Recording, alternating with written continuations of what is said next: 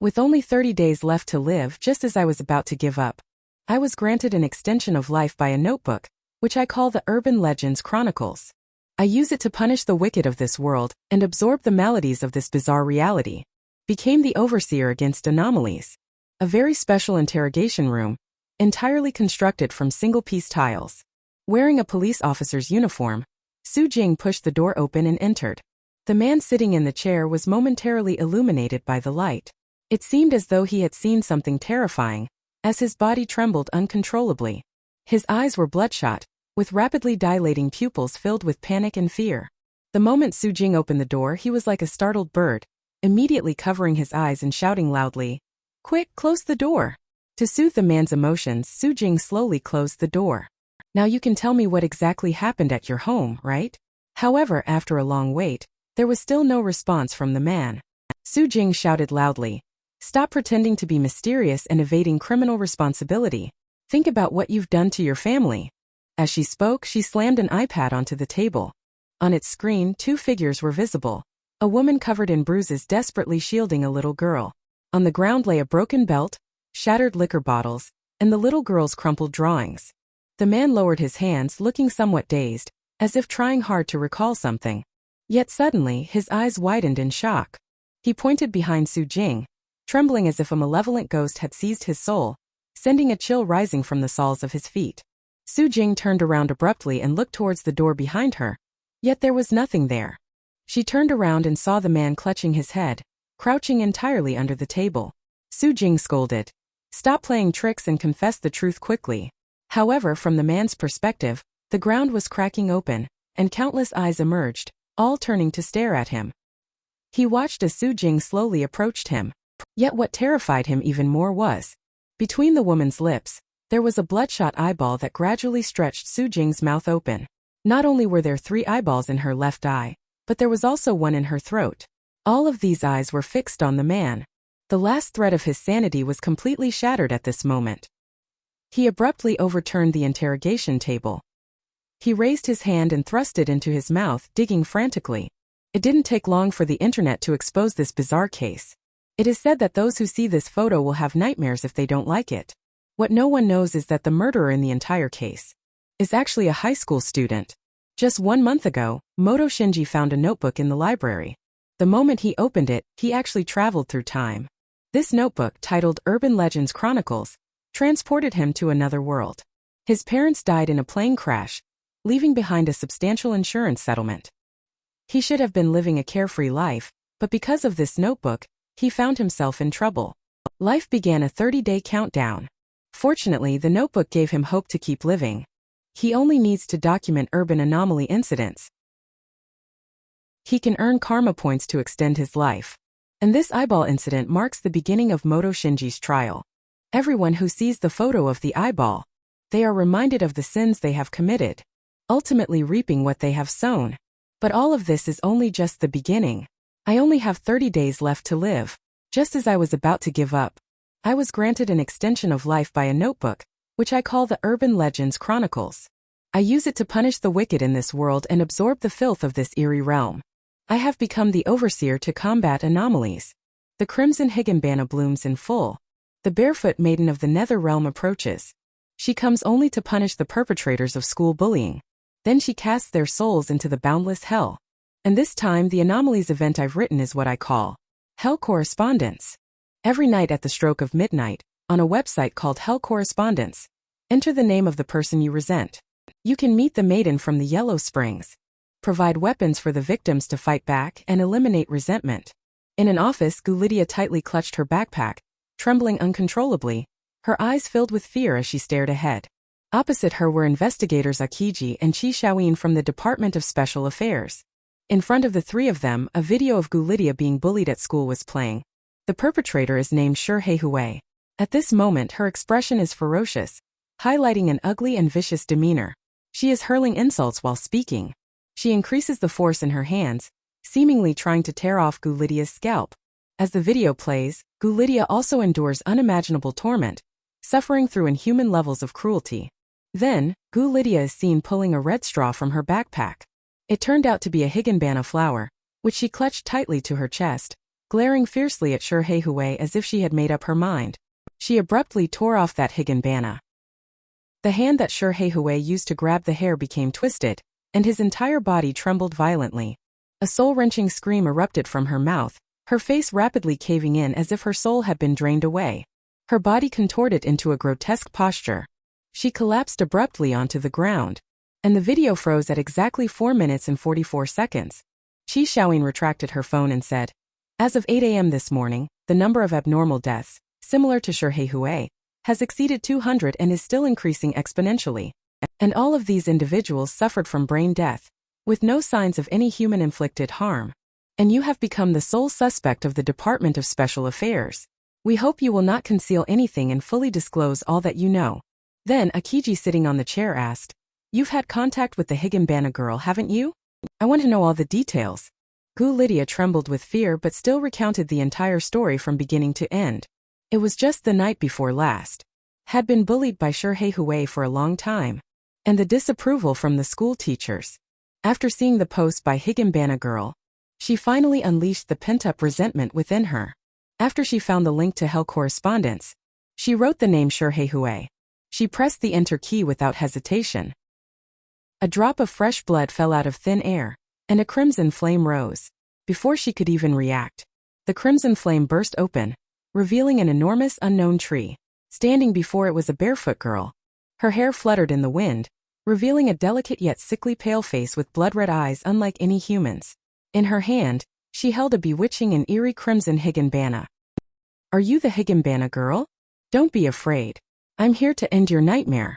Take this crimson higanbana. When you pluck the petals, the person you despise will be banished to hell to face judgment. And your soul will fall into Sukhavati after death, suffering torment. The choice is entirely in your hands," Gu Lydia said while wiping away tears. "This is everything that happened to me with the higanbana girl."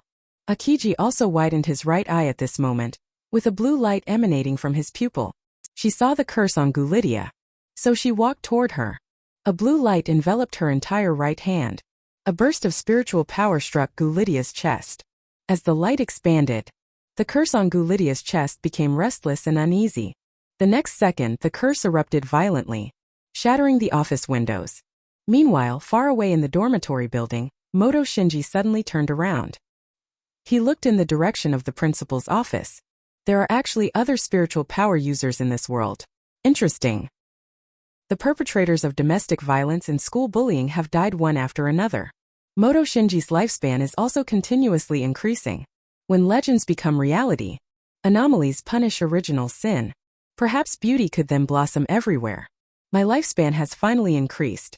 Under the punishment I wrote in 2 urban chronicles, my physical fitness has been enhanced to an epic level.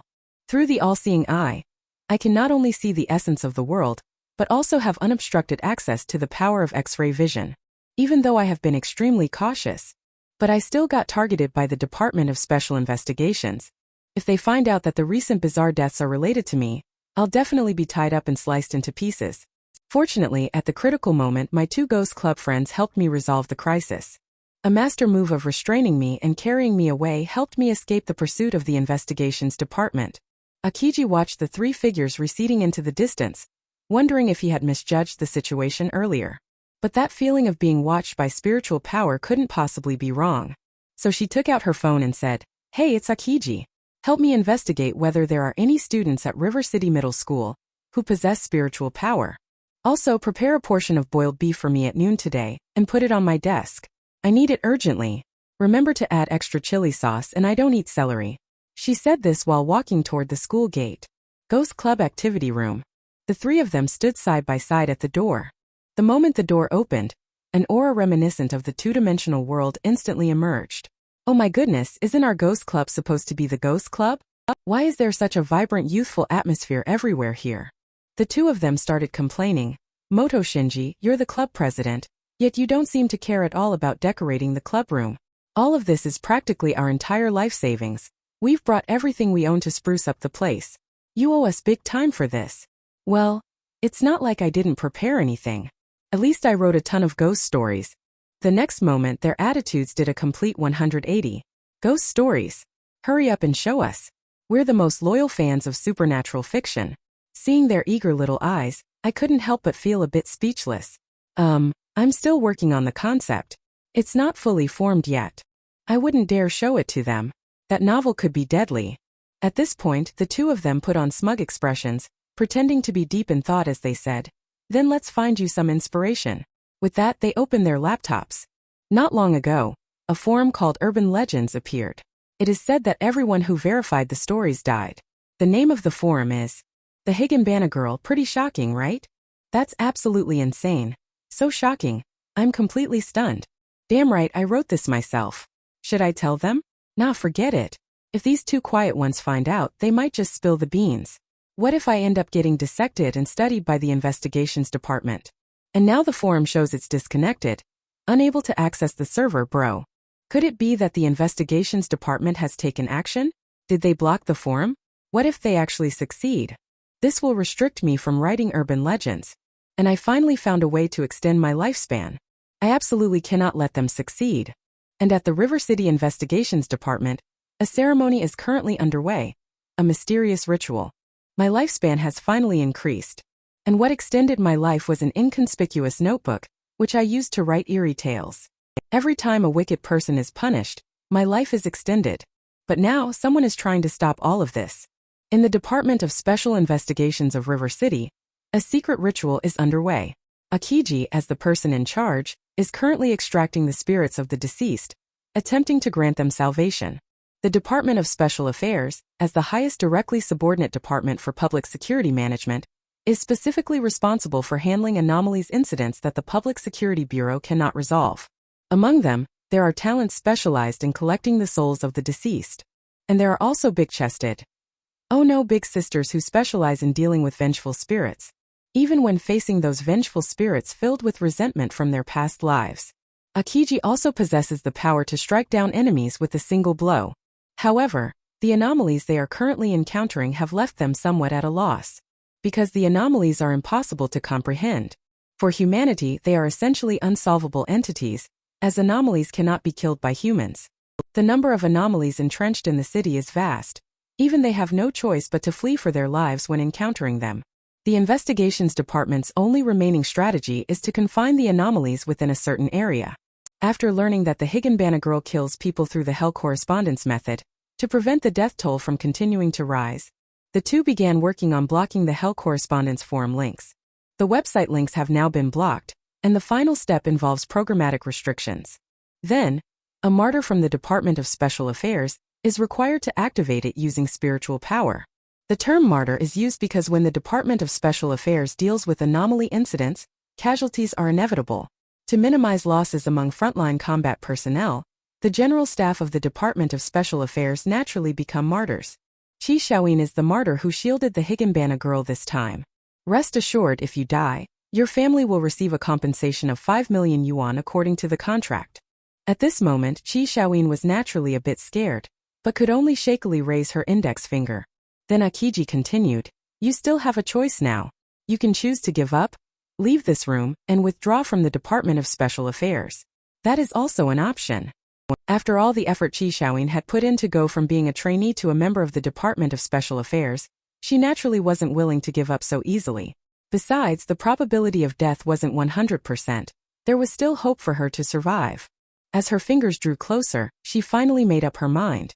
She slammed the enter key, and a burst of spiritual power erupted. The computers in the room exploded into pieces, hurtling toward the two of them.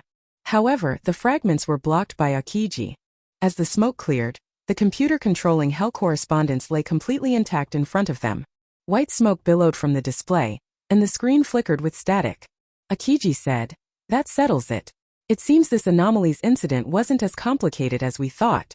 And the snowflakes on the screen suddenly began to flicker violently, like a heart rate monitor line. The red lines flickered, slowly outlining the characters, Hell Correspondence. Amid Chi Xiaoyin's terrified screams, a young girl's face with hollow eyes slowly emerges. My lifespan has finally increased. But the head of the Department of Special Affairs has also become suspicious of me. Fortunately, they are unaware of the methods I use to punish those who commit original sins. Just as they thought Higginbana girl had been blocked. Yet, the image of Higginbana girl reappeared on the screen, as if warning them not to desecrate the deities of hell. Akiji gazed solemnly at Higanbana girl. Is this considered a warning? If this really is a warning, then the Department of Special Affairs might truly be in trouble. I hope she hasn't lost her sanity yet. So she took out her phone and dialed a phone number. At the same time, Red Melody, with her fiery red hair, answered the call while still frantically pressing buttons on her controller. Hello, big sister Akiji, what's up? I'm still busy playing games here. Red Melody, I'm in trouble here and need your help investigating the matter of the Higanbana girl. No way. There's something even your big sister can't handle? I still have that eyeball murder case waiting to be dealt with here. How about this? Let's team up. If things go south, at least we'll have each other for company on the road to the Yellow Springs. Alright, let's meet at the usual spot. Akiji hung up the phone with a grave expression, thinking to himself, there might be some connection between these two incidents. And the mastermind behind all this, Moto Shinji, was also filled with mixed emotions, frantically pounding on the table. The word frustration was practically written all over his face. He muttered to himself, could it really be that the Department of Special Affairs will impose a lockdown? Without the help of the anomalies incident to punish the original sin, his life would truly be over here. He could only wait until midnight to see what the notebook would refresh next. At that moment a beep was heard. It was exactly midnight. The computer successfully connected and logged in. The words website shutdown failed gradually appeared on the notebook. Moto Shinji finally let out a sigh of relief. Thank goodness, it seems my remaining 90 days of life can still be saved. I just wonder if the two people I met during the day are also spiritual power users just like me. So he began to search. Yet there was no information about the Department of Special Affairs. I hope they will retreat in the face of difficulties. What is wrong with me punishing the evildoers? Never mind, I'll just continue cultivating my spiritual power. So he sat down cross-legged, with the notebook hovering in front of his chest, surrounded by waves of crimson-red light. He held one hand suspended above the notebook, its pages flipping rapidly. Crimson-red light swirled, filling the entire room. Suddenly, a cluster of flames gathered in his hand and surged toward his palm. The next moment it was as if his entire being had been elevated. Not only did he feel physically and mentally refreshed, but his very soul seemed to have solidified. I never expected this cultivation session to go so smoothly. I actually managed to break through to the second-tier soul level in one go. My 5 senses have become much clearer. What is that? Under the eerie sensation, it feels like something in the wardrobe is staring at me. Could it be that the anomaly's eyeball I wrote about before has come back to life? So this little one has awakened. Well then let daddy take a good look at you. Found you. Come out now and let me give you some love. Seeing no response, Moto Shinji. He couldn't help but open the cardboard box and look inside. With a bang the box was shut. Sweetie, don't be like that. What are you so nervous about? You are anomalies itself, he said, all the while emanating a motherly aura. He picked up the cardboard box and hugged it tightly in his arms, murmuring incessantly, you were created by me. I should be the one who's nervous. Good baby, let daddy see what you look like. And the moment he opened it, Moto Shinji was completely stunned. Then he kicked the box with one foot. What the hell is this thing? Why is it so ugly? I spent 2.5 years creating these terrifying anomalies. Now he has turned into a tentacled little octopus who loves watching Maka Baka. I was so furious that I immediately performed a Thomas Flare on it. Ugly in appearance but delusional in thinking. All day long just dreaming of scamming food and drinks without doing any real work. Such a little monster might as well be poisoned to death. Fortunately, the little one still recognizes me as its owner. It's quite heartwarming to hear it call me mom with every bite. Otherwise, I'd have to stew it into soup. Not sure if keeping this little one around is a good idea.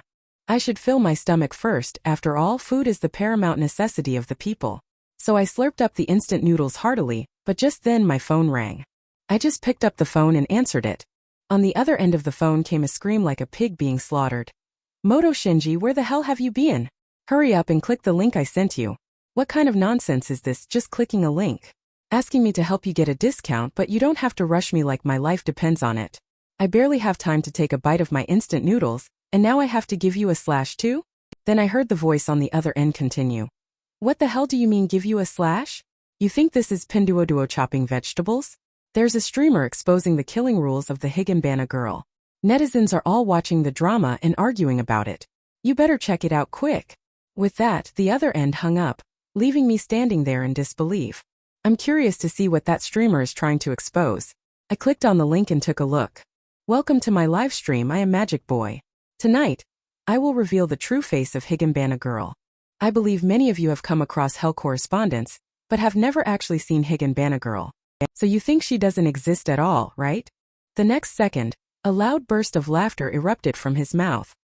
He hunched over and said gloomily, "You're all wrong. To see the Higanbana Girl, one must harbor a deep resentment in their heart."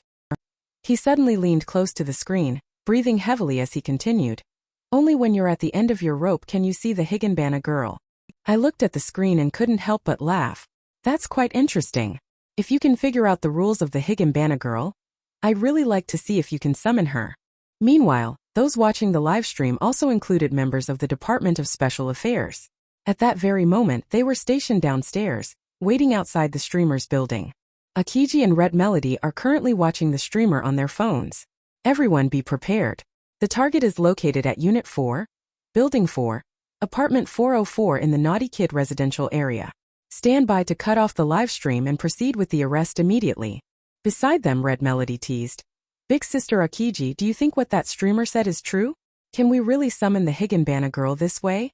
It's still too early to draw a conclusion, but it's not entirely impossible. As an anomaly, the Higanbana Girl's ability to absorb grudges and kill people is plausible. The real question is whether this streamer can actually summon her. Even if the summoning is successful, surviving the encounter is far from guaranteed. Those ordinary people who understand the rules and manage to survive are actually stronger than some overseers with spiritual power. Moto Shinji is naturally the one most familiar with the rules. After all, he was the one who wrote both anomaly murder cases. Dear viewers, even after all this talk, I believe many of you still don't trust me. Then I'll prove it to you through my actions. Everyone watch closely." After saying that, he pressed the enter key. The next moment, the Hell Correspondence network connection successfully logged in. Netizens' overwhelming barrage of comments flooded the screen. The streamer also seemed a bit nervous at that moment, murmuring, We've made it." He couldn't help but swallow nervously. Clearly, he was also afraid. Continuing further would be deliberate murder. So he turned his back and muttered, "I won't show you the name now, but soon you'll see the Higanbana Girl." After typing the name, he turned around nervously and looked at the computer screen. Summoning his courage, he inched toward the computer, eyes wide and fixed on the screen, as if recalling past grievances and wishing he could flay his enemy alive. He roared, having reached the limit of his endurance. At the same time, he clicked the mouse on the send button. The next moment, the live stream was abruptly terminated. The stream ended so quickly, leaving only the barrage of comments flooding the screen. Seriously? The person is just gone? Might as well go read manga instead. Such a tease. In no time, complaints filled the air. Seeing this, I planned to open my diary to check what happens next. But suddenly, the computer screen in front of me lit up, displaying a scene of apocalyptic twilight. What was puzzling was that a figure emerged from above my head behind me. Resentment has arrived, escorting me to the Yellow Springs. How did the Higanbana Girl appear here? I used my lifelong literary talent to fabricate the Higanbana Girl. Now it has become a tool for others to wield against me. So are you trying to drag me into hell now? The girl's crimson gaze held not a trace of emotion, yet for a moment she did not strike at me. Instead, she summoned the scorching Higanbana, holding it obediently in the palm of her hand. "Master, my abilities were bestowed by you. You exist beyond the rules, and I cannot act against you. But someone has written your name in the Hell Correspondence. The contract has now been sealed. But you can decide the outcome, whether to nullify the contract or directly send the one who provoked you to hell." Hearing this, I couldn't help but breathe a sigh of relief. No one is unafraid of death. If one were to write themselves to death due to a loophole in the rules, there would be nothing they could do. Fortunately, that is not how things turned out. Since I am the one who established the rules, I must find out who exactly is in Hell Correspondence. Wrote down my name, intending to put me to death. Then the Higanbana Girl continued. It was written by someone named Qin Shaoshan. Qin Shaoshan, who is this person? I don't even know him. I haven't bullied anyone in my daily life, have I? But once the rule is established, someone must bear the consequences. I want to meet this person named Qin Shaoshan. I need to find out why he wrote his own name. Take me to see him. I want to understand the truth. All right, sir.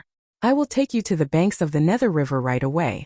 As soon as the words were spoken, the Higanbana in hand burst into a dazzling red glow. The next moment, she appeared on a small boat. All around, aside from the blooming Higanbana glowing with a red light, There was only the deathly still water of the Nether River. Qin Shaoshan collapsed onto the deck, her eyes filled with terror. Hi. Higanbana girl. Where is this place? Weren't you supposed to fulfill the contract and send Moto Shinji to hell? Why am I here?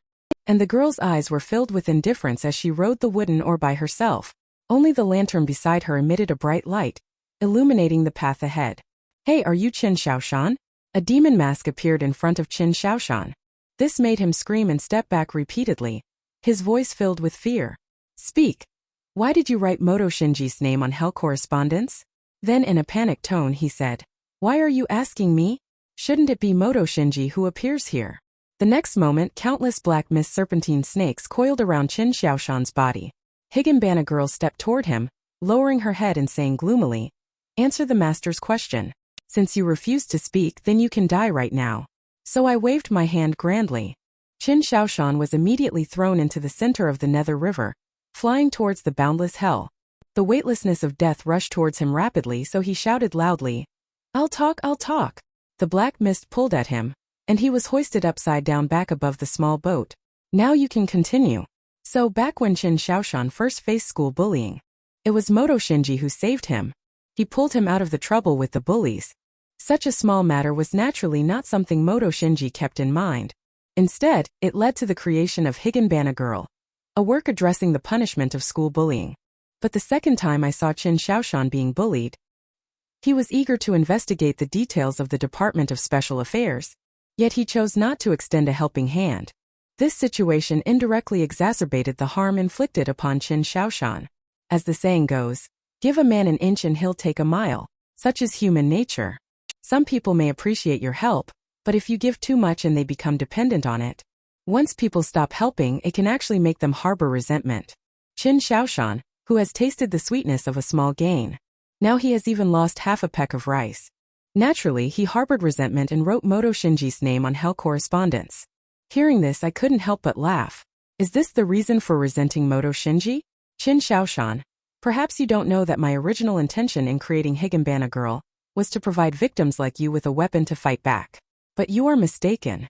You remain just as weak, still not daring to turn that weapon against the true source of your suffering. Instead, you direct your hatred toward those who once helped you. Those who harmed you still roam free, but eventually, all will face the punishment for their sins. And now you too cannot escape, bearing the retribution you deserve. In the next moment, the dark mist serpent dragged Qin Shaoshan into the Nether River, subjecting her to the agony of soul-cleansing torment. Meanwhile, in Magic Boy's live stream room, Akiji and Red Melody coldly watched the streamer lying on the ground, currently restrained with his hands tied behind his back. Akiji stared at the Higanbana in his hand. Is this the contract token of Higanbana Girl? Aside from feeling a bit gloomy, it doesn't seem particularly special. Red Melody, try using your spiritual power on it. As she spoke, she enveloped the Higanbana with her spiritual power and pushed it toward Red Melody. Red Melody directed her spiritual power toward the Higanbana, attempting to extinguish it, but it had no effect at all. The next second, Hongying's palm was scorched bright red. She blew on it while muttering, Why is this thing so hot? Big sister Akiji, are you tricking me? Why don't you try it yourself? Akiji cleared her throat awkwardly and said, Well, as long as you're okay. It seems this flower only works for the messenger. Last time I tried to steal a curse from a student's body, but my eyes told me that doing so would surely kill me. Let's take them all back to the institute first, then we can re-strategize our action plan for anomalies. So the two of them forcibly dragged the streamer on the ground away. The notes also stopped updating at this point. But my heart remained unsettled. I still remember the tragedy that happened to me today. If I had chosen to lend a hand back then, would the tragedy have continued? This is also a question I should face, which corresponds exactly to a saying. If today I stand by and do nothing, then when disaster befalls me someday, no one will speak up for me. Disorderly and chaotic rules still loom over the city. And as the anomaly's overseer, I dare not slack off even for a moment. I have spent my entire life pursuing the redemption of life. But now life before me has become utterly worthless. I tried to use the rules of anomalies to punish the world's evils. But am I not a form of evil myself? My worst fear has come true, according to the note's observations. The Department of Special Affairs has set their sights on my AI-chan. The Department of Special Affairs is composed of numerous individuals possessing spiritual power, serving as an organization specifically dedicated to handling anomalies. After bringing Magic Boy back to the Department of Special Affairs, they did not resort to violent measures against him but instead detained him. It is worth mentioning that the name Magic Boy wrote in the livestream was actually that of his friend, Yuan. It just happened to coincide with Qin Xiaoshan's timing. At the moment, the Department of Special Affairs is interrogating another person, who is currently hurling curses at Red Melody, frequently spouting a stream of eloquent phrases mixed with the rich vocabulary of profanities. Akiji couldn't help but ask, "Red Melody, what have you done? How did you make an ordinary person hold such deep resentment towards you?" Red Melody replied helplessly, "I killed his daughter." Speaking of this matter, it actually happened when I joined the Department of Special Affairs. Back then, I had just awakened my spiritual power, only to discover that his daughter was filled with an aura of anomalies. My parents were killed by anomalies. That's why I have an extreme aversion to the scent of anomalies. So I sought out his daughter. And I killed her. To be precise, even before I sought her out, she was already dead. She had been tormented to death by the anomalies. The man beside him angrily retorted, "Bullshit. You're the butcher. You killed my daughter, Red Melody." He stood up and walked toward the man. Then she kicked the stool. Then she held up her phone and said to the man, Yes, I did it. If you really hate me that much, just write my name on hell correspondence. That way I can go to hell." The man roared, "You finally admitted it." Then he lashed out at everyone in the room. "You bunch of scum. Why aren't you arresting her? Is this how you uphold justice and punish evil? Where is fairness and righteousness in this world?" Red Melody paid no attention and instead turned to Akiji saying, "You all go out first." Then everyone left the room, leaving only Red Melody and the man. Qi Xiaoyin asked in confusion, "We just came out like that? Don't we need to help?" Akiji spoke slowly. Within the Department of Special Affairs, there exists a death file. Simply placing a photo inside it and writing down the name and birth details can cause someone to die instantly. That's why both Red Melody and I usually only use code names. The only one who truly knows our real names is the master of the Department of Special Affairs. So we also have no right to know Red Melody's name. Then the man in the room must be. Put away your useless sympathy. The Department of Special Affairs has no need for such things. Akiji's implication is that after the man helps Red Melody come into contact with the Higginbana girl, he too must die. At that very moment, everyone's mind buzzed with a sudden shock. The room was suddenly filled with an inexplicable red glow. Akiji hurriedly opened his right eye, his sapphire blue pupils staring intently at the room. In the blink of an eye, the surrounding environment changed. Akiji was shocked by the scene before him. The red Higginbana conveyed a message. By the riverside bathed in the glow of a blood-red sunset, the man's figure slowly faded away as he accepted the Higginbana. Only a young girl remained, watching everything unfold with indifference. But suddenly, the girl's pupils sharply focused in Akiji's direction, and an immense pressure surged forth. In a panic, Akiji hurriedly deactivated the ability in his right eye. Her consciousness returned to her outside the door. She slapped her hand against the door, as if only this could ease the panic inside her. She took a heavy, slow breath, turned to look at Qi Xiaoyin, and was about to say something. But then she suddenly caught sight of the dark figure behind Qi Xiaoyin, gesturing for silence with a gaze fixed on her. Its crimson pupils held not a trace of emotion. It seemed like a warning. Akiji's intuition told her that if she revealed the appearance of the Higginbana girl now, she would surely die. After a long while, Akiji finally managed to catch her breath, and everyone quickly stepped forward to show their concern. "Let's go in first, we'll talk later." So everyone pushed the door open and entered. In the dimly lit room, the man stared in shock at the nearly faded Higginbana in his hand, his entire body trembling helplessly. And Red Melody lay on the ground at that moment lifeless. Immediately after, the scene shifted to the water of the Nether River, where a blood-red full moon was reflected. The soul of Red Melody was bound to a stone slab by wisps of black mist-like spirit snakes, unable to move. Is this hell? It doesn't look all that impressive. Tying oneself up, is this meant for a slow, torturous execution? Suddenly a face leaned in, staring intently at Red Melody. It was none other than Higginbana girl Moto Shinji. Taking in the scene before him, he made a decision. Since you've all bet your lives to uncover the secrets of Higginbana girl, I'll let you see everything. With that, he commanded, "Do it, Aichan." The next moment, Higginbana girl's index finger pressed against Red Melody's forehead. Red Melody's entire soul began to tremble violently. Then she felt as if she had fallen into a river.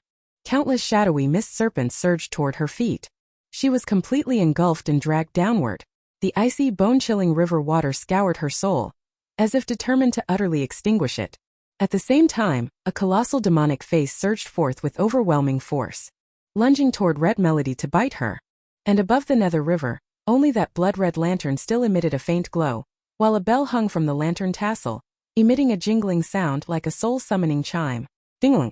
The seemingly harmless-looking Higanbana girl. But in reality, she's the adorably naive and innocent Ai-chan spirit. Not only does she offer high-quality interactions with warm greetings and caring words, not only is she skilled at providing full-body massages, but she's also incredibly adept. I said, Ai-chan, could you not be so scary next time? Look at how delicate, pure, and charming you are. Why do you have to act like a hanged ghost? The members from the Department of Special Affairs are just here to gather some intel. We should learn to win people over with virtue, you know. Ai-chan nodded obediently and quietly replied, Oh.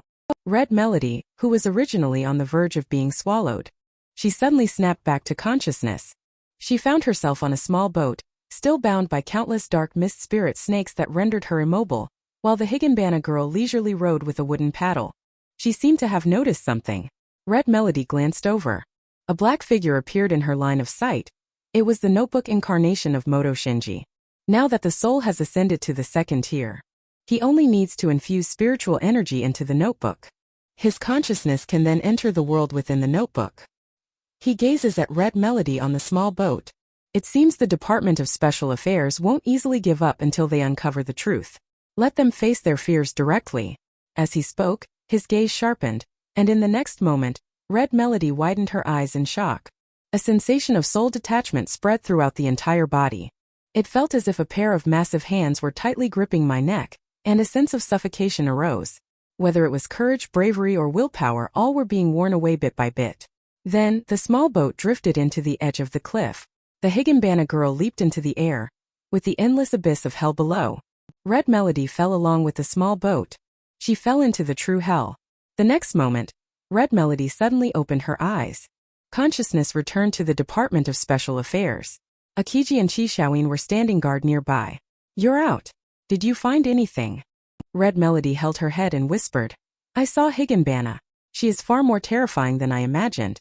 I was bound by the black mist spirit snake, and she took me wandering through a nether river until we encountered a waterfall.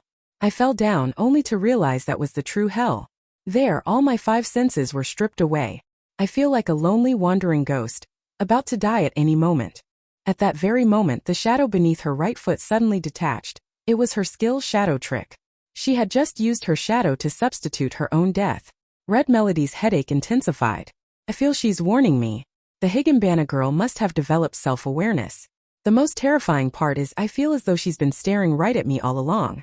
I am like a puppet doll in her hands, at her mercy, being twisted and turned at will. Akiji recalled the eerie shadow he had seen at the door earlier.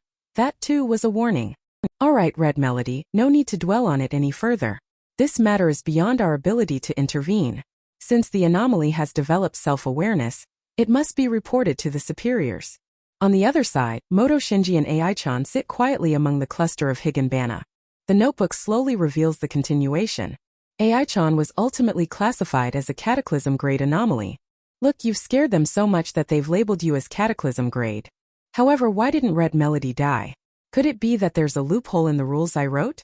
Sir, she did not escape. According to your rules, the contract has been fulfilled, and her soul is now in hell. Moto Shinji can't figure out how she managed to get away, but he doesn't really care anymore. At that moment, Ai-chan noticed new text that had appeared on the page. She couldn't help but tug at Moto Shinji's sleeve.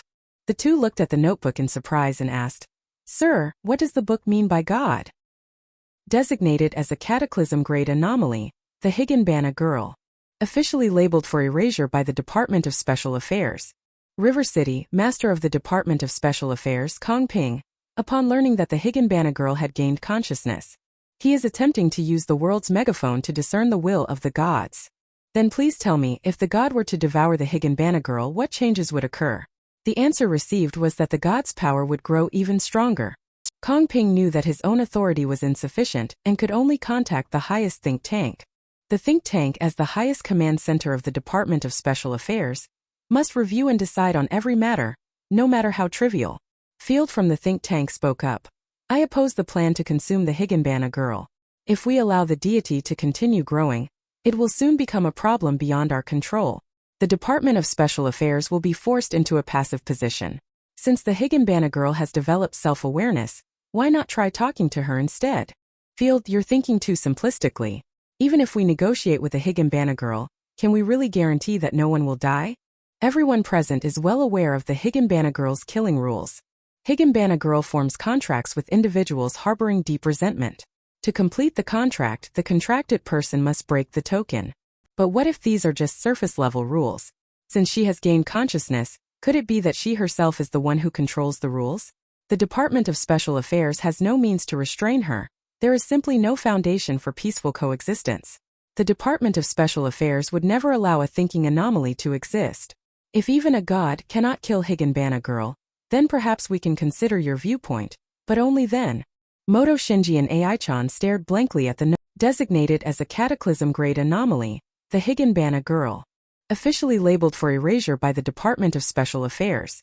River City, master of the Department of Special Affairs, Kong Ping, upon learning that the Higanbana girl had gained consciousness. He is attempting to use the world's megaphone to discern the will of the gods. Then please tell me, if the god were to devour the Higanbana girl, what changes would occur? The answer received was that the god's power would grow even stronger. Kong Ping knew that his own authority was insufficient and could only contact the highest think tank. The think tank, as the highest command center of the Department of Special Affairs, must review and decide on every matter, no matter how trivial. Field from the think tank spoke up. I oppose the plan to consume the Higanbana girl. If we allow the deity to continue growing, it will soon become a problem beyond our control. The Department of Special Affairs will be forced into a passive position. Since the Higanbana girl has developed self-awareness, why not try talking to her instead? Field, you're thinking too simplistically. Even if we negotiate with the Higanbana girl, can we really guarantee that no one will die? Everyone present is well aware of the Higanbana girl's killing rules. Higanbana girl forms contracts with individuals harboring deep resentment. To complete the contract, the contracted person must break the token. But what if these are just surface-level rules? Since she has gained consciousness, could it be that she herself is the one who controls the rules? The Department of Special Affairs has no means to restrain her. There is simply no foundation for peaceful coexistence. The Department of Special Affairs would never allow a thinking anomaly to exist. If even a god cannot kill Higanbana girl, then perhaps we can consider your viewpoint, but only then. Moto Shinji and Ai-chan stared blankly at the notebook. What is a god? Could it be another anomaly? Since we can't figure it out, we might as well let it be. Since we're here, we might as well make ourselves at home. On the other side, the entrance of the Ghost Club was crowded with students, each one eager to meet the Higanbana girl to fulfill their 20-year-long dream of seeing a ghost as a single person. It must have been because of Magic Boy's live stream featuring the Higanbana girl last night. Those who haven't seen the Higanbana girl are naturally itching with curiosity and flocking to the Ghost Club, since the forum posts about the Higanbana girl originated from here. Anyone who learns of the existence of the supernatural can't help but feel intrigued, right? Moto Shinji and the two club members had no choice but to flee wildly to escape the blockade. The few of them finally managed to escape. When has our Ghost Club ever been this lively? They couldn't help but burst into laughter, listening to those clumsy pickup lines downstairs. The three of them were also speechless. Suddenly, a figure appeared from the staircase. Hi, I'm Xian Hui. Can I join the Ghost Club? Li Zhongxing exclaimed excitedly. Aren't you the campus belle? The two quickly gathered around, their faces full of flattery. The Ghost Club is in need of a beauty like you. Welcome to join us. But I haven't filled out the application form yet. Is that okay? Oh, dear classmate Xian Hui. It's so nice to meet you. You're now officially a member of the Ghost Club. Please be sure to become part of our family. How about adding each other on Instagram first so we can get to know each other better? Hey, I'm saying, do you all really have to be so? Acting like a simp only leads to having nothing in the end. At this very moment, the necklace in my embrace suddenly grows scorching hot. Could it be that this young girl has some issue? What message did her phone receive? Why is there black mist from anomalies appearing? Classmate Xian Hui, may I ask who you were just chatting with? Oh, you're asking about that. This is a recently popular WeChat group called It's Your Turn. Here you can create a group face-to-face or join by keyword. Just type doghead in the comment section to enter the group and chat. Would you like to join too? Everyone enjoys sharing their stories here. It's quite interesting. After all, it's a good way to express emotions. Anomalies that feed on others' emotions? Interesting. I wonder how they compare to my AI-chan, who is stronger and who is weaker. After returning home, watching Little Eyes Moto Shinji singing and dancing, I also leisurely flipped through the notebook. When I saw the warning in the book to stay away from the Department of Special Affairs, he couldn't help but feel surprised. Stay away from the Department of Special Affairs, don't get curious. Was this a well-intentioned reminder or? The phone vibrated at that moment. It turned out that Xian Hui, who had just joined the company today, sent a message inviting the three of them to join a group chat. Moto Shinji, who was lost in thought, was completely unaware of Little Eyes sneaking up behind him. With a fierce roar, it pounced onto his back. It covered Moto Shinji's eyes with its tentacles. Little Eyes, what are you doing? Are you planning to surprise me? The rest of Little Eyes turned into fluid, recondensed into a body, and began crawling forward. Its tiny body seemed to be a few centimeters short of reaching the coffee table, leaving it panting heavily with exhaustion.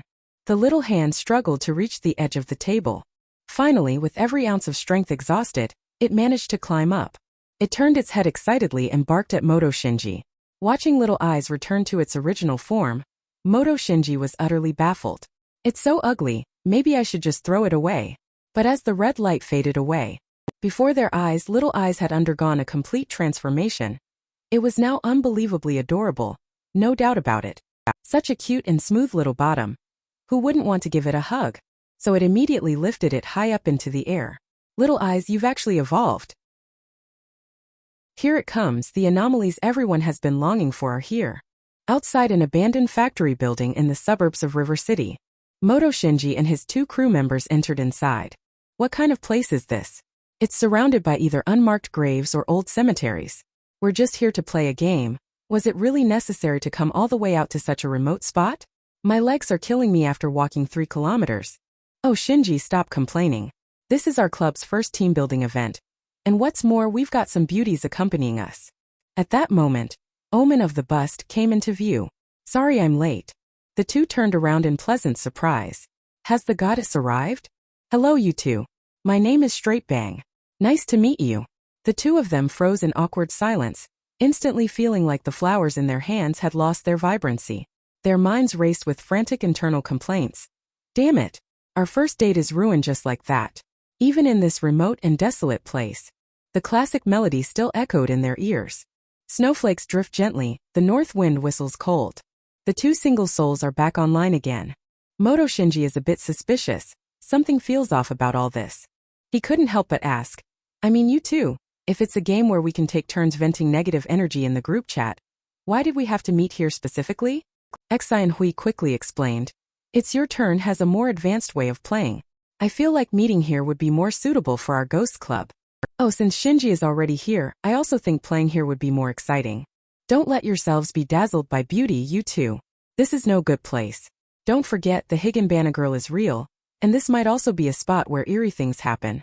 Personally, I suggest we don't play. Li Zhongxing then said indignantly. Since we're already here, backing out now would be a slap in the face for our ghost club, wouldn't it? Xian Hui, clutching the hem of her skirt, spoke softly. It's okay if we don't play. So many people are playing, it makes me feel like I'm going to harm someone. She couldn't help but lower her head in disappointment. Straight Bang then stepped in to mediate. Exploring new ways to play here feels pretty good too. Everyone. Maybe give it another thought. Xiao Peng said indignantly. I'm definitely going to participate anyway. Otherwise, I won't be able to vent this frustration from my heartbreak. Hey Moto Shinji, you're not scared, are you? And you call yourself the president of the Ghost Club? Moto Shinji could only sigh. Alright, I'll go along with you guys, okay? But deep down he was grumbling. If I weren't here. Now the few people present are probably in grave danger. I hope this choice is the right one. So the group headed toward the abandoned building. Footsteps echoed through the building. Xian Hui changed from a dejected state. Let me explain the game rules to everyone. This game is called, It's Your Turn. There are 5 of us. Each person guards a different floor. The game starts on the first floor. The first floor guard goes to the second floor, finds the second floor guard, tells them their supernatural story, and then returns to their original floor to wait for the guard from the upper floor to find them and share their story. This forms a recurring cycle where everyone becomes both a listener and a storyteller. But in that case, who does the fifth floor keeper tell the story to? We don't have a sixth person. Hui continued to explain. The fifth floor keeper just needs to go downstairs and find the first floor keeper. If there are no issues, let's begin. We'll draw lots to decide the floors. Xiao Peng drew the number 1 lot. At this moment, he is quietly heading to the second floor with his phone. He saw Li Zhongxing trembling with his back to the stairs from a distance. Xiao Peng suddenly slapped him on the shoulder, startling him. You're not scared, are you? What a grown man, and this is all the courage you have. He turned around and saw it was Xiao Peng, letting out a sigh of relief. Oh, it's you. You scared me to death. All right, I'll start telling the story now. Tom has 2 older brothers. They eat and sleep together. One day, the eldest brother drowned, but that same night, the second brother also died. Do you know why? Because Tom likes to sleep squeezed in the middle, so that night he cut his second brother in half, left half and right half, so he could sleep in the middle again. Ha ha ha, you haven't even heard of the sea turtle soup game? Hurry up and go learn about it. Go ahead, Straight Bang is waiting for you, and it's on the 5th floor. Moto Shinji sits alone on the empty floor. His phone also died after prolonged navigation use. Upon seeing Xian Hui's figure appear, he said, My phone is out of battery. Can you turn on your flashlight? Alright then, I'm number 4 Xian Hui. Are you ready to listen to my story? What's going on? It feels like her entire demeanor has changed, yet I can't quite pinpoint the difference. So he stood up and said, Begin your performance. One rainy night, a girl and 4 boys were rushing through the rain.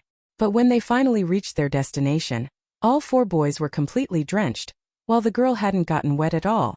Do you know why? After a moment of thoughtful silence, Moto Shinji. He spoke coldly. Because that girl is dead, and the other 4 are pallbearers. The girl is lying in the coffin, so how could she get wet from the rain? Xian Hui clapped and said, As expected of number 5, you actually guessed it right. So, have you come up with your story? The first floor keeper is waiting for you downstairs. Of course I've thought of one. Aren't you coming down with me? Xian Hui kept shaking her head and said, I still have to go back to the 4th floor. I won't break the rules. Those who break the rules are bound to be consumed by them. Things are getting stranger and stranger. Let's go down first and see what's going on. Why is there no one around as we walk down? Could it be that they all went out because they were scared? It wasn't until Moto Shinji exited the building that he finally saw everyone. He couldn't help but feel a bit angry. Wasn't the game rule to wait on the initial floor? Why had everyone come out? And didn't you just tell me to go back to the 4th floor? Upon hearing this, everyone felt a chill down their spine. What's going on? Xian Hui never went to the 5th floor. Everyone ran out because they were scared. Then who was I talking to? Suddenly, an eerie feeling enveloped me. I once personally created anomalies to punish evil. But now I too have been drawn into this conflict. Originally, I was always successful in dealing with anomalies. Yet I find myself caught in a dilemma within a game. But in order to protect the lives of the 5 people present, I had no choice but to conceal the truth and try to evade the attack of unknown anomalies. How about it? Did that send chills down your spine? My acting wasn't bad, right? Did I manage to fool you just now? Xiao Peng said angrily. Moto Shinji, are you out of your mind? You almost scared that little girl to death. I told you, Xian Hui never went to the 5th floor. Li Zhongxing also looked furious and said, You brat. Looks like it's time for you to experience the ultimate secret technique, the 1,000 years of death. Why is everyone so worked up? We came here to play games, didn't we? Isn't this what makes it exciting? So he leaned closer to Xian Hui and continued, If you want to play, just come find me. I'll teach you what true eeriness really means. Xian Hui, however, was frightened by Moto Shinji's action and stepped back repeatedly, her face flushing with embarrassment. Moto Shinji felt puzzled, as her reaction didn't seem feigned. Could it really not be her who was telling the story with me on the 5th floor? But if it wasn't her, then who could it be? Could there really be unknown anomalies here? It might be better to leave sooner rather than later. So he turned around and said, Since you've broken the rules of the game on your own initiative, let's just end it here. If any of you are afraid, you're welcome to take refuge in my ghost club. After all, in the movies, the main characters who act recklessly always end up getting into trouble one by one. I don't mind if you all come to me for support and comfort to forget your fears. Xian Hui looked reluctant, linked arms with Straight Bang and said, No need. I'm feeling a bit unwell, so I think I'll head home and rest for now. Bangs, you'll take me home, right? Of course, I'm such a thoughtful and considerate young man. Such a heartwarming scene. Once again, the hearts of single doggos are shattered into pieces. The end of the eerie game also made everyone think about leaving. Just as they turned to leave the building, Moto Shinji's heart was still filled with doubts, completely unaware of the conversation between the two people beside him. What exactly is amiss? Fexai Hui isn't lying. Then who exactly is the person who looks exactly like Xai Hui? But suddenly, an aura of anomalies from behind struck straight at the heart. Moto Shinji turned around sharply. Who's there? Xai Hui or Straight Bang? I need to go back and check. The two people behind said urgently. Shinji, where are you going? There are only 3 of us here. Who are Xai Hui and Straight Bang? The necklace with the notebook bound to Moto Shinji's chest also began to glow with a red light at this moment. A sense of rejection filled the memories in his mind. So, who exactly are Xai Hui and Straight Bang? Why are the memories starting to blur? He quickly dashed toward the abandoned building. Inside, the silence remained eerily unsettling. He felt the necklace radiating intense heat, and Moto Shinji's heart tightened again. Just to be safe, he summoned Ai-chan first, otherwise he might be at a disadvantage. However, this attempt produced no response whatsoever.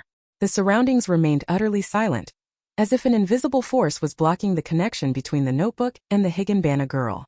Oh no, if Ai-chan can't be summoned, things are going to get tricky. So he hurriedly flipped through his notebook, unaware that behind him, a faint ghostly figure was slowly approaching. Blood-red footprints stepped forward one after another, and the sound of bare feet treading grew increasingly clear. Hearing the footsteps, Moto Shinji froze abruptly.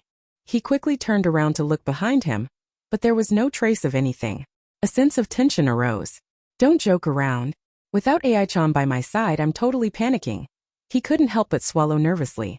The building remained eerily silent. With his phone dead, he didn't even have a flashlight, and he couldn't summon Higanbana girl. All he could do was quietly put away his notebook. But at that moment, a sinister and terrifying sound suddenly exploded in his ears. I really want to die. Are you here to accompany me? A distorted black ghostly figure was staring at Moto Shinji with blood-red eyes. The next moment, a piercing scream exceeding 5,000 hertz echoed in his mind, causing excruciating pain as if his head were about to explode. What on earth is this thing? Unable to endure any longer, he clutched his head and dropped to his knees. Under the assault of excruciating pain, it felt as though his soul were being crushed. Memories related to the 5-person game in his mind were continuously shattering and fading away, as if they never should have existed. One by one, familiar figures grew increasingly blurred as the fragments of memory slipped away. After a long while, Moto Shinji's gaze became utterly vacant. He kept murmuring incessantly, "Why am I here? What is going on?" After the Higanbana girl was labeled as Cataclysm grade, the River City Department of Special Affairs no longer had any means to restrain her abilities. In order to reduce the mortality rate, they could only choose to resolve another legend of anomalies. That is, little eyes in the cracks. But what they don't know is that little eyes were also anomalies created by Moto Shinji, and they are gradually gaining consciousness. Akiji tossed the photo in his hand to Red Melody. Following orders from above, the Higanbana girl case is on hold. Next, we need to deal with the anomalies that caused the domestic abuser's death. Red Melody took the photo. Big Sister Akiji, how does the higher-up plan to resolve the Higanbana girl situation? Facing an anomaly of Higanbana girl's level, if it truly comes down to it, perhaps the higher-ups will have no choice but to resort to that method. And the method they're referring to is the god, exposed by the world megaphone. These are not matters we should worry about. The higher-ups think tank will handle it, and they have already begun to stop Higanbana girl. Utilizing the internet to flood screens and gradually erode the presence of Higanbana girl, and hell correspondence. It is believed that under the bombardment of the information age, the popularity of Higanbana girl will gradually decline until no one pays attention to her anymore. However, once someone dies, it always attracts attention. Relying on some gossip news to suppress the growth of Higanbana girl is impossible. The world is selfish. Under the rules of anomalies, everyone is in danger, but as long as tragedy doesn't happen to those around them, who would care if one less person is here today? Let's go catch the person spreading those eye photos. Seal away the images, and the anomaly's eyes won't be able to cause any more trouble. And when Red Melody lowered her head and took a glance at that photo, goosebumps erupted all over her body. What kind of twisted taste is this? Who would like bloody eyeballs? They look absolutely disgusting. Meanwhile, in a standalone residential building in the suburbs of River City, a man was tied to a chair by Akiji and Red Melody. Akiji, crossing his legs, asked, "Did you take these photos?" Red Melody removed the foul-smelling sock that was rolled up in the man's mouth. The man, named Tianji, an intern at a theater, looked at the two in terror and said, "I didn't kill anyone. I just took a couple of photos, that's all. Behave yourself. Answer whatever I ask and nothing more. Now tell me exactly what led up to you taking those photos. If I hear even a hint of a lie, you can say goodbye to your parts." As she finished, she pointed to the man's lower region. The man was utterly terrified, thinking, "How is this person even more twisted than I am?" He quickly stammered, I'll talk. It all started with one of my bedmates. Oh no, a friend. Her name is Xiaomei. One time I went to her house as a guest. We had a great conversation, but that's not important. Just as I was about to go to the bathroom, I heard a rustling sound coming from the closet. Driven by curiosity, I really wanted to know what was inside, so I opened it. To my great surprise, I actually saw a deformed doll in the closet. I originally created cataclysm-grade anomalies just to survive. But I have witnessed too much injustice in this world. Now, survival is no longer my only goal. Therefore, the consciousness of AI-chan and Little Eyes emerged, hoping to fill some of the justice that this world lacks. Yet, they were still marked for elimination by the Department of Special Affairs. However, they were unaware that even if AI-chan were to be destroyed, I could still recreate her through the notebook. Yet, by a twist of fate, I found myself entangled in another series of anomalies. Anomalies are referred to as, it's your turn. The constant loss of memories makes me realize that I might be dying soon. Since I created the anomalies to send bad people to hell, there's no reason why other anomalies couldn't kill me. But what I didn't expect was that the comic came to an abrupt halt right here, forcing me to praise the author for such a masterful cliffhanger. However, to respect the originality of the comic and the novel, I cannot spoil the plot for everyone just yet. Please understand. This YouTuber is grateful for the support of every single one of you. Your encouragement is my motivation to keep moving forward. The comic will be updated every Thursday on time. Friends who can't wait can also check out the novel in advance. Let's look forward to the comic updates together. Feel free to speak your mind and share your own spooky stories. I believe no one can resist the charm of supernatural tales, right? So are you ready? It's your turn. I have created mysterious anomalies with the power of life and death. Yet I was still invaded by unfamiliar anomalies. Fragments of my memories were crushed, leaving me like a walking corpse, wandering through this abandoned building. The world began to pour with torrential rain, as if heralding the arrival of death. Moto Shinji, hunched over, kept climbing the stairs. Bloody footprints trailed behind him, yet he remained completely unaware, his stiff body moving slowly, his mouth slightly agape. I want to die so badly, he murmured. His entire eye sockets were eroded by tangled threads, writhing and intertwining irregularly, like a chaotic mess of black yarn. At that moment, the necklace in his hand glowed with a red light. It was the medium through which Moto Shinji connected with the notebook. In the next moment, his gaze became clear again, the whites of his eyes returned, and his crimson pupils shone with brilliance. It was as if he had realized something. He turned around abruptly. He swung his left fist. He punched the eerie figure behind him. Then he strode quickly downstairs. He had to get out of there immediately or he would surely die. As he ran, he called out the names of Higginbana Girl and Little Eyes, trying to summon them, but the necklace showed no response at all. But as he ran, his body froze again on the stairs. Immediately after, a rustling sound approached. It seemed the anomalies that had just been knocked away were now crawling toward him bit by bit. Moto Shinji could clearly sense something staring at him from behind, yet his body remained completely paralyzed. Just then, his previously dead phone suddenly lit up. A shadowy mass appeared on the screen, and an eerie voice echoed, "My dear classmate number 5, where do you think you're going? What exactly are you? Why am I here? Have you forgotten me so quickly, you heartless thing? I'm Xian Hui number 4. I even told you stories before." Then Xian Hui's figure emerged, suddenly transforming into a dark shadow, letting out a sinister chuckle. "Hurry up and meet on the 5th floor. It's your turn." As soon as the words were spoken, the sign for the 3rd floor tore and changed to the 5th floor. In a daze, Moto Shinji wore a stunned expression. It turned out the surroundings had changed. Countless coffins lay before him, with 4 people lying inside, utterly serene. They were all waiting for you. Quickly become one of them. As soon as the words fell, the people in the coffins opened their eyes, which were like tangled threads. It was Xiao Pang. Startled from near death in the coffin, he sat up abruptly, only to realize the clown was himself. 3 figures sat up from the coffins. What was wrong with them? Could they all be dead? Then, an eerie scene unfolded. Their necks twisted in a bizarre manner, suddenly rotating 180 degrees, and together they turned their gaze toward Moto Shinji's direction. Li Zhongxing Xiaopang straight bang. What's wrong with all of you? Wake up quickly. The memories of their past time together made him blurt out their names. Yet the day's sensation assaulted him once more. Strange, why do I remember their names? The memories of them have become extremely blurry, as if forcibly erased by black ink. In this state he couldn't help but start to doubt. Hadn't he always been alone? The three of them formed a circle around Moto Shinji. You are not alone. We're all good friends. Come join us. Moto Shinji's grip on the necklace slowly loosened until he finally let go. His body became enveloped by thin black threads, and as they intertwined and stained each other, he lost consciousness. The necklace that fell shattered into pieces. From beginning to end, Ai-chan and Little Eyes never appeared. Along with Moto Shinji's body, it was buried in the black coffin. The lid slowly closed, eventually fitting perfectly, sealing it completely. A final conclusion. Moto Shinji dead. Of course, the story doesn't end that easily. Everything has only just begun. Remember the deformed child in the wardrobe? On the other side, beneath a residential building, someone knocked on the door. Open up, open up. The door was opened by a woman in a black dress. Who is it? It's the middle of the night. Can't you let people sleep? This is just ridiculous. But as soon as she saw the man she had once been deeply in love with, handcuffed and flanked by two women, she immediately fell silent. Akiji spoke up. You are Xiaomei, right? We are from the Department of Special Investigations.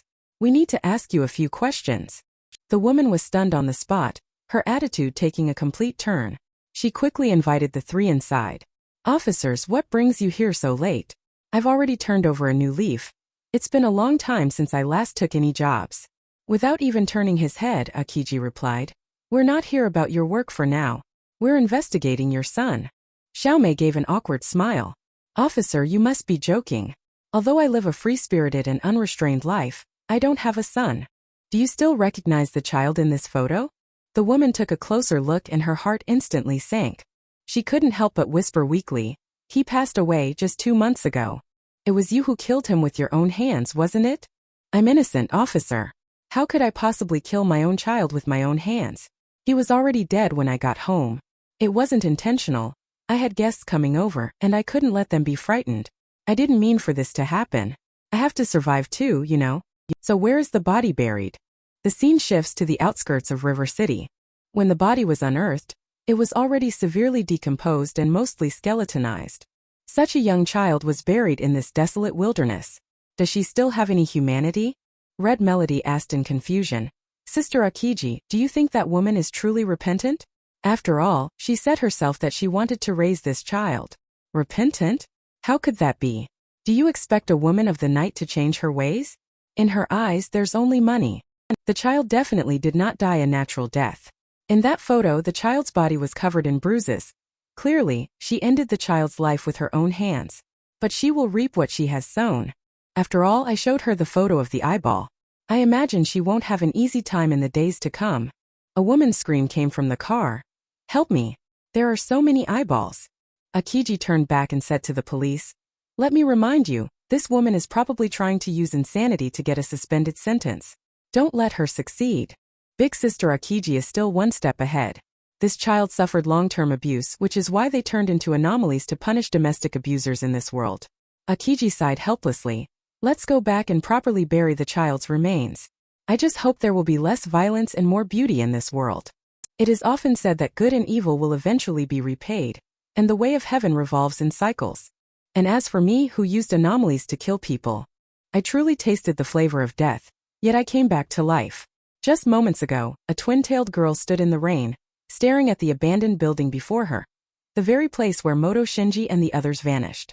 I saw her continuously writing something with a pen. She kept murmuring incessantly under her breath. After a while, she pulled out a glowing coin. She flicked it with force. The coin spun to its highest point, revealing a spider pattern. Moto Shinji jolted awake, a wave of intense nausea washing over his entire body. He quickly covered his mouth and nose, sitting up abruptly. This isn't my home. How did I end up here?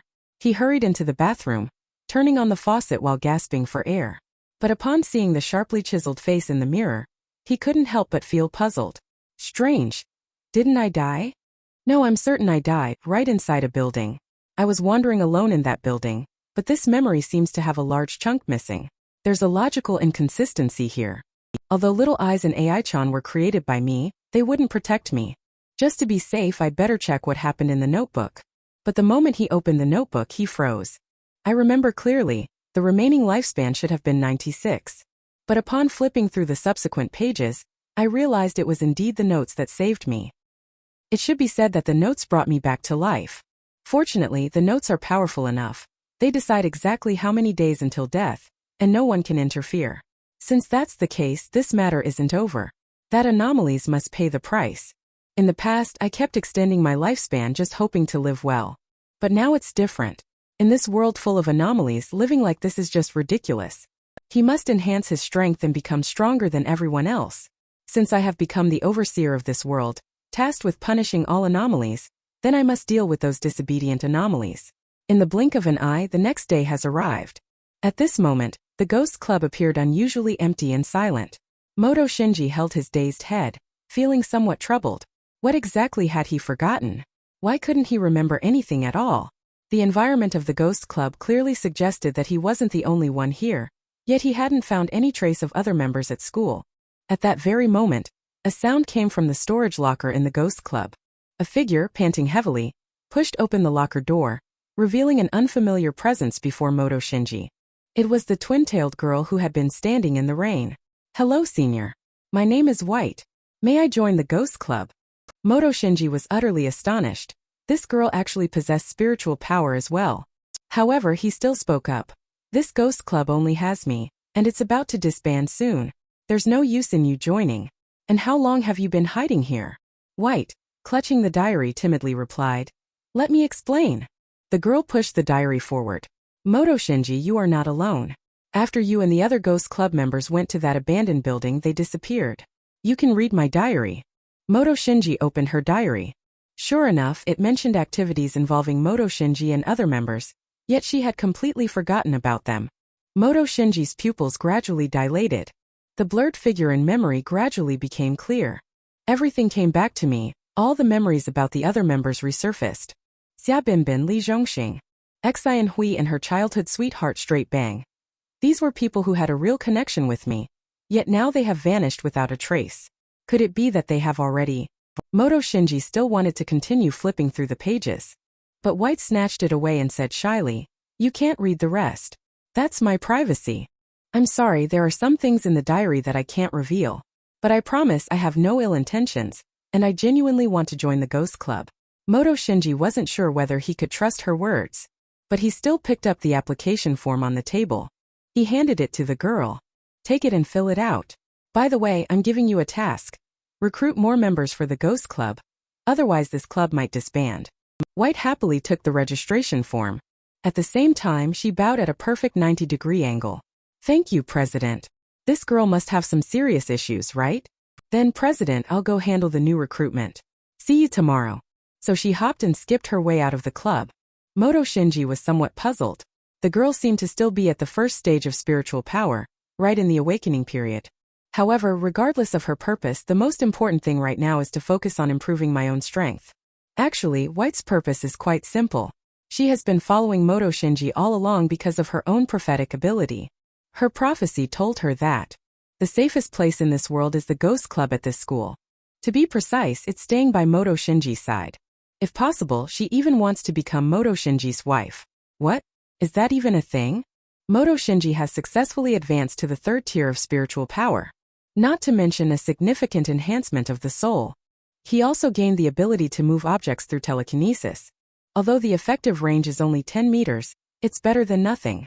Most importantly, now he can actually harness the power of the anomalies created by the notebook, consuming the collected legend points in the process. In that case, couldn't he fabricate an urban legend about bringing someone back to life? And the only answer he got was that there weren't enough legend points. Right now, all he needs to do is figure out the rules of It's Your Turn, so he can tailor his strategy accordingly. And the matter of reviving his friend can then be put on the agenda. But what exactly are the killing rules of those anomalies? Now that I think back on it, then the killing rules of those anomalies shouldn't be based on game numbers. Otherwise, they wouldn't have gone to the abandoned building because of Xi and Hui. If it's not related to the order, then what are the killing rules?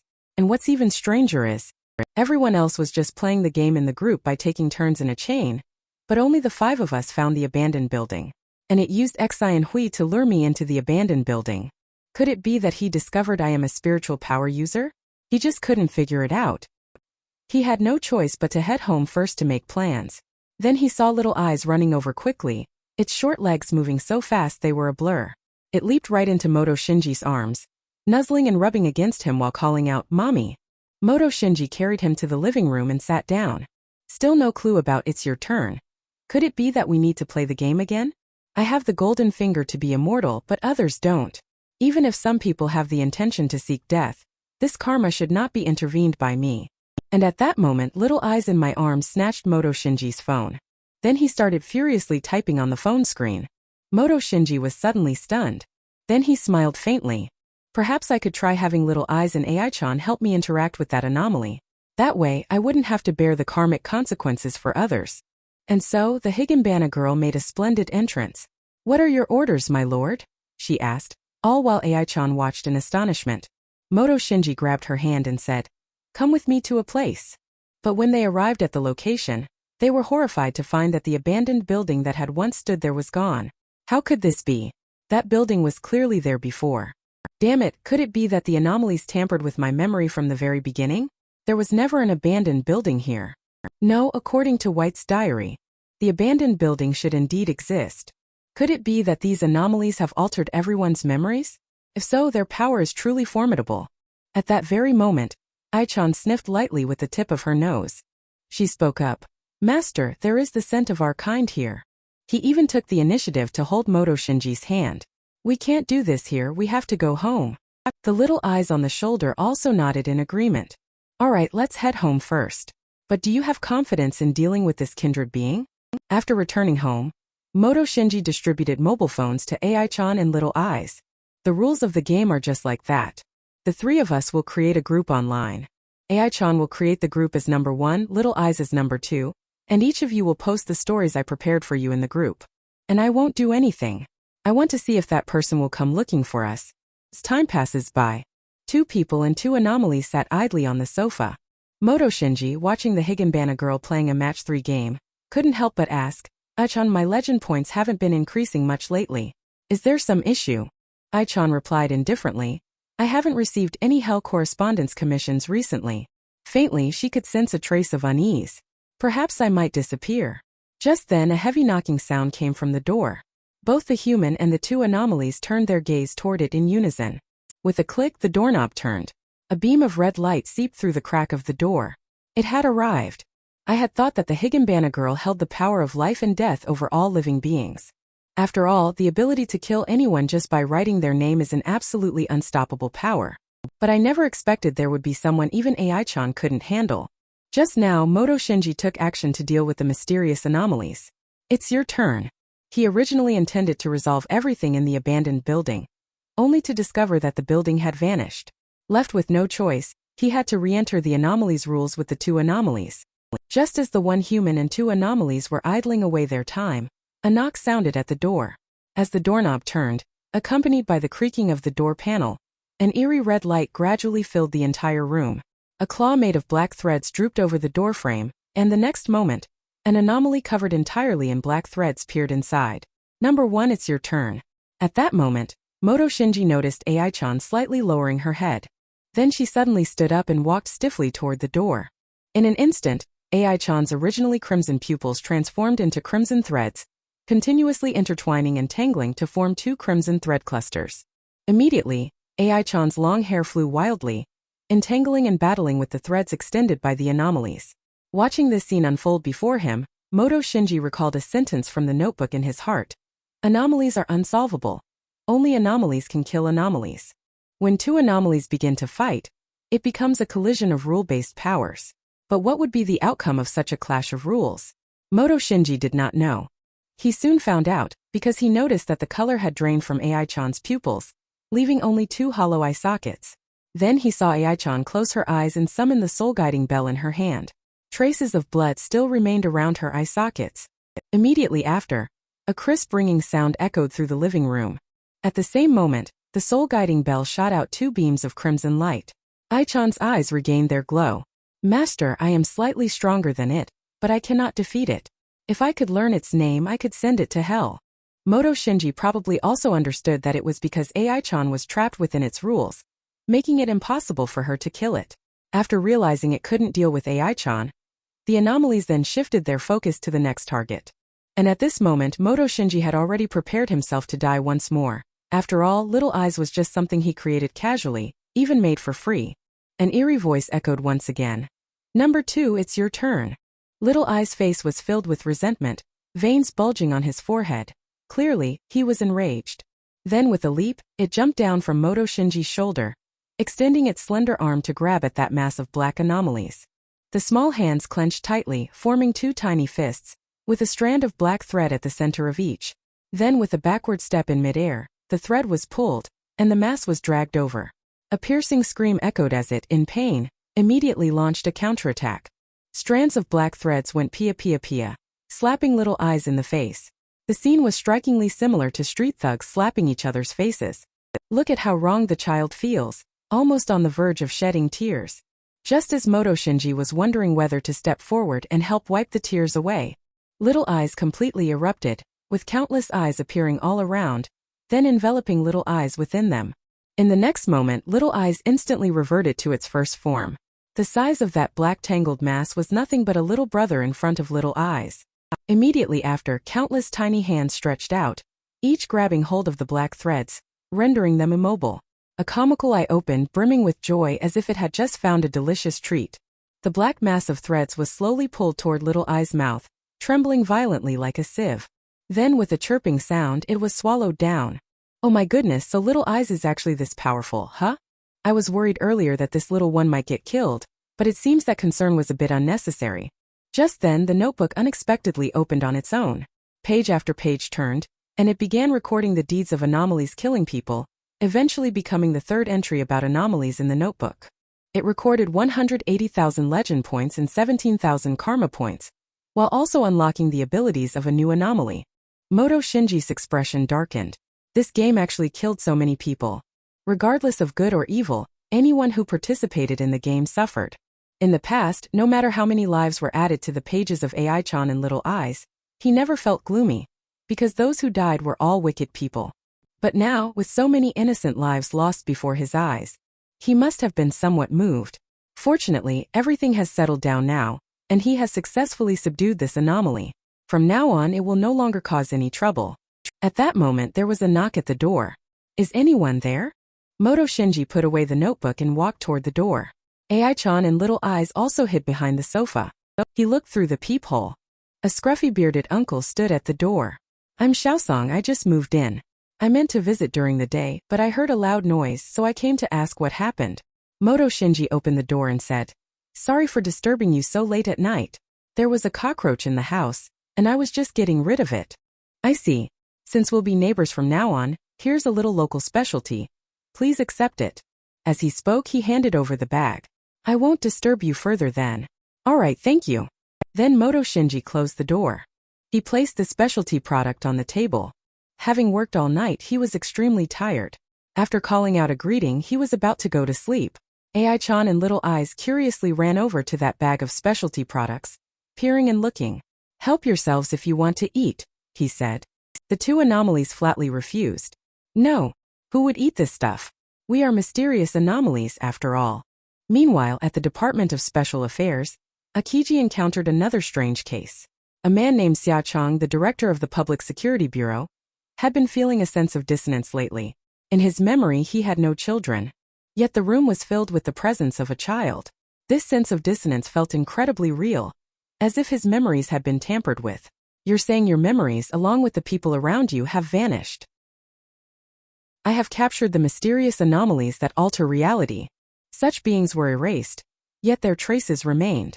Just thinking about it sends shivers down my spine. Yet, compared to the Mandela effect, the former still leaves traces to follow. After all, one is a cognitive error while the other is complete oblivion. I originally thought that by capturing anomalies and taking your turn, I could restore my friends and bring back those who died unjustly. But once someone is dead, they're gone. There's no such thing as a second chance in this world. Unless they possess a notebook similar to mine. Moto Shinji walked to school as usual. At that moment he received a text message. It was a message from White, warning him that Clear Lake Park was dangerous. Moto Shinji was somewhat surprised. Clear Lake Park was the apartment where he lived. If there was danger, why didn't his notebook give any warning at all? Even though he had used his spiritual power to sense the apartment, he still hadn't detected any danger. And while he was deep in thought, yet he was unaware that several familiar guests had appeared before him. Just then the visitor said, "You must be Moto Shinji, right? We are from the Public Security Bureau and would like to ask you a few questions." Moto Shinji was momentarily surprised. Aren't these the people from the Department of Special Affairs? What could they want with me? So he said in a deep voice, "What's the matter?" Red Melody slowly approached. Staring intently at Moto Shinji, she said, "Do you know Xiao Linlin? She used to be a member of your ghost club."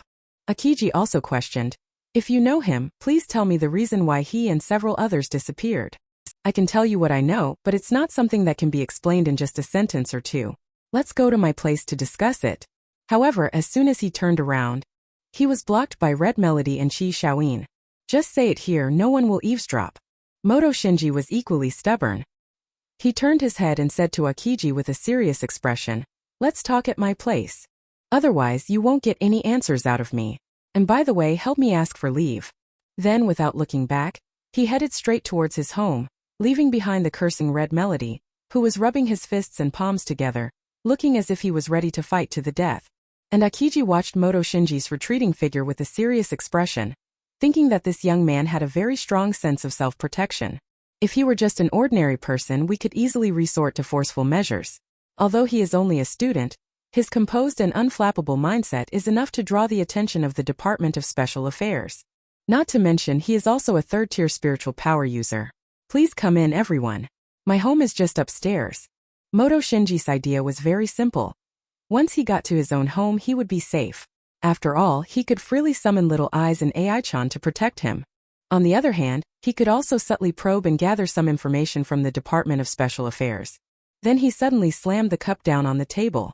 "You guys aren't from the Public Security Bureau, are you?" This statement immediately stunned all three of them.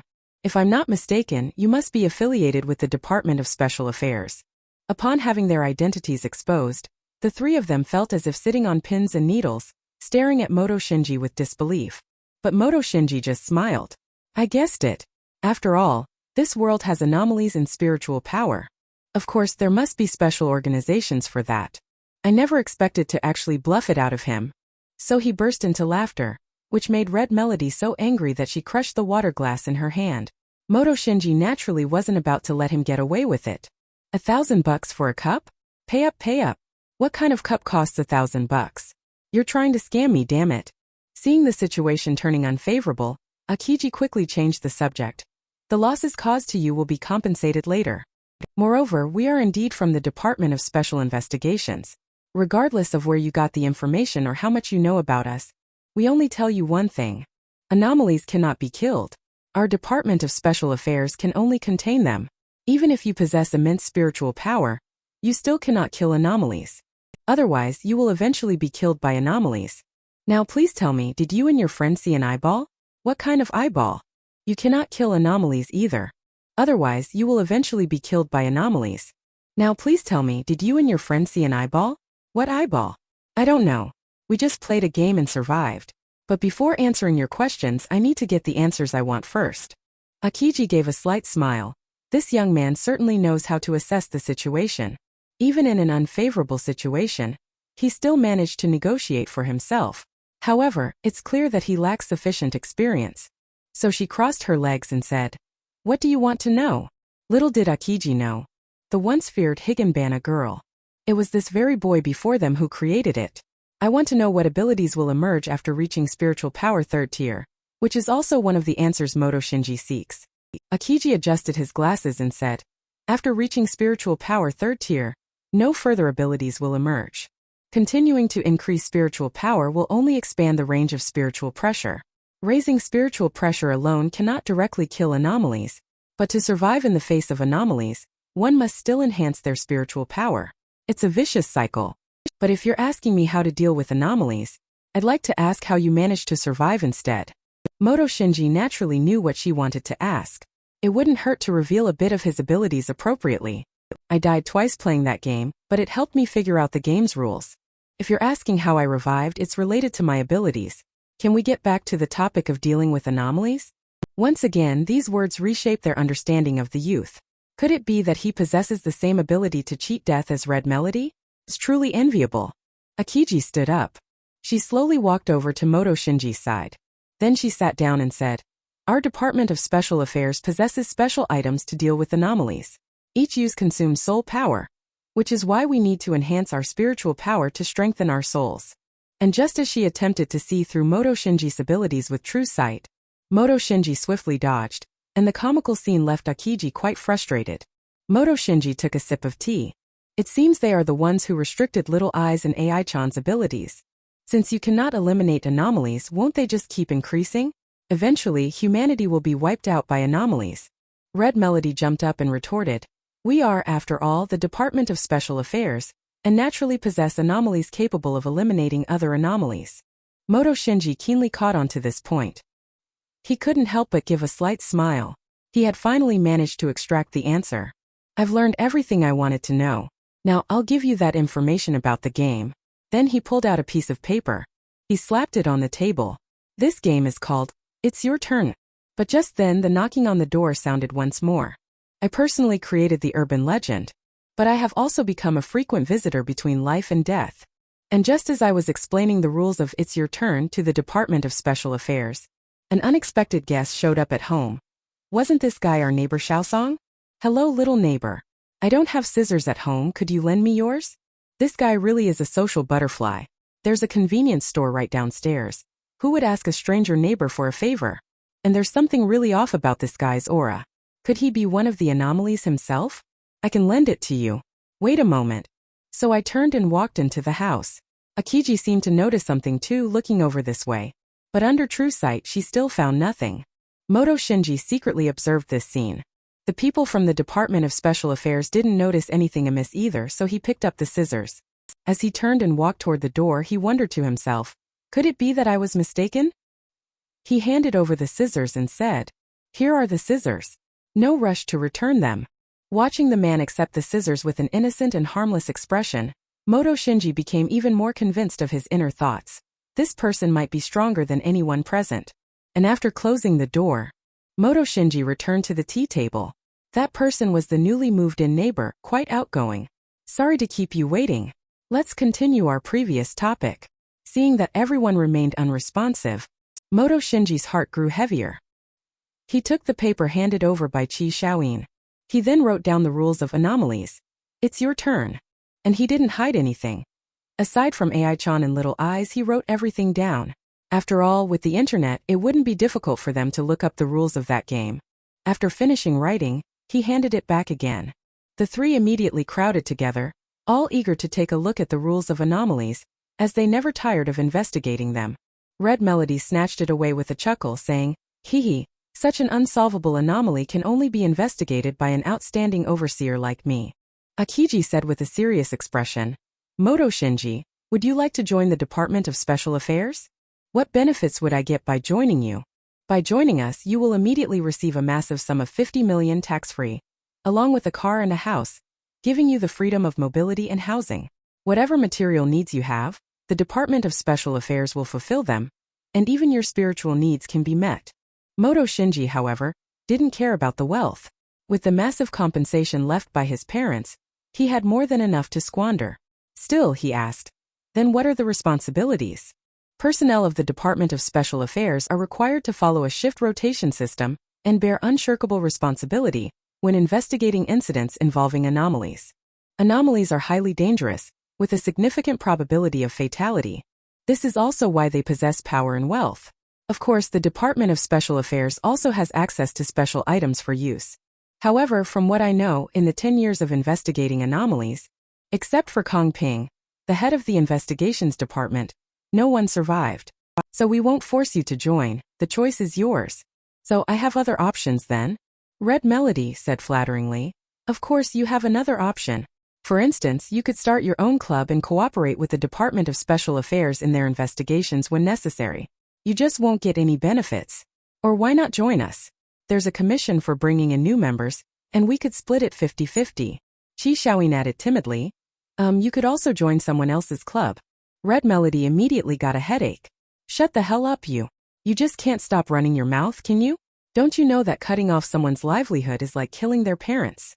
Akiji, however, extended his right hand. In short, humanity's enemy is the anomalies, not humans themselves. In the face of anomalies, human scheming and infighting are utterly ridiculous. What is your choice? Moto Shinji smiled and said, You're right. Although anomalies are terrifying, the human heart is equally complex. So he took the initiative to shake Akiji's right hand. I want to start my own club and I'll name it the Ghost Club. After all, this name carries the memories of my friend's past. And after the others had left, Moto Shinji then revealed the little eyes in his hand. He had temporarily embedded the little eyes into his palm earlier, just to guard against a sudden attack by the Department of Special Affairs. Fortunately, they didn't pick on me. But it must be said, after gaining the little eyes ability, my perception has improved significantly. Although I can't kill anomalies yet, I'm getting close. I must investigate this neighbor, Xiaosong, thoroughly. So he summoned Little Eyes and Ai-chan once again. Let's take a walk around the neighborhood. I'm really curious about this new neighbor. I'm curious about the danger that White, the prophetess, mentioned. How dangerous could it possibly be? Meanwhile, in a classroom at River City High School, White seemed restless, because she hadn't seen Moto Shinji in the morning. After all, in her dictionary, wherever Moto Shinji was, that was the safest place. Even the leave request from Moto Shinji was something she sneaked into the academic affairs office to see. Highly tense, she was suddenly startled by the vibration of her phone. She pulled out her phone and looked at it. It turned out to be a message from her mother. The neighbor's child gave her a gift. It was a beautiful doll. Given that, she had no choice but to go and return the favor first. At White's home. "Oh Qian, have you noticed that our daughter has become much more cheerful lately? Could it be that she's made new friends?" Old Qian placed the doll by the windowsill and said, "It's a good thing that little White has become more optimistic. She used to be so quiet all the time. It's much better now." Who could blame them? Our daughter is a bit different after all. And as they turned and walked out of the room, as the door closed, the light gradually narrowed, focusing on the kimono-clad doll. Just as the light was about to vanish completely, the doll's eyeballs seemed to move. Urban Legends Chronicles' latest chapter begins. I have integrated the abilities of Little Eyes, and I dealt a critical hit of 999. However, a man-eating ghost suddenly appeared in the mall. Moto Shinji's top disciple is in danger. White received a gift from the neighbor's little sister. It was a creepy doll. To return the favor, she went to the mall. She also unexpectedly spotted Kisame and Deidara working part-time, but she didn't approach them to say hello, because she was captivated by a Hello Kitty and a little bunny. And when the clock struck exactly 6 o'clock, a familiar melody began to spread. White turned around in surprise. She discovered that the melodious singing was coming from the clock tower. It said that this shopping mall used to be a foundling hospital. Every day at 6 o'clock, this folk song is played on time, with the purpose of comforting these abandoned infants and preventing them from causing disturbances.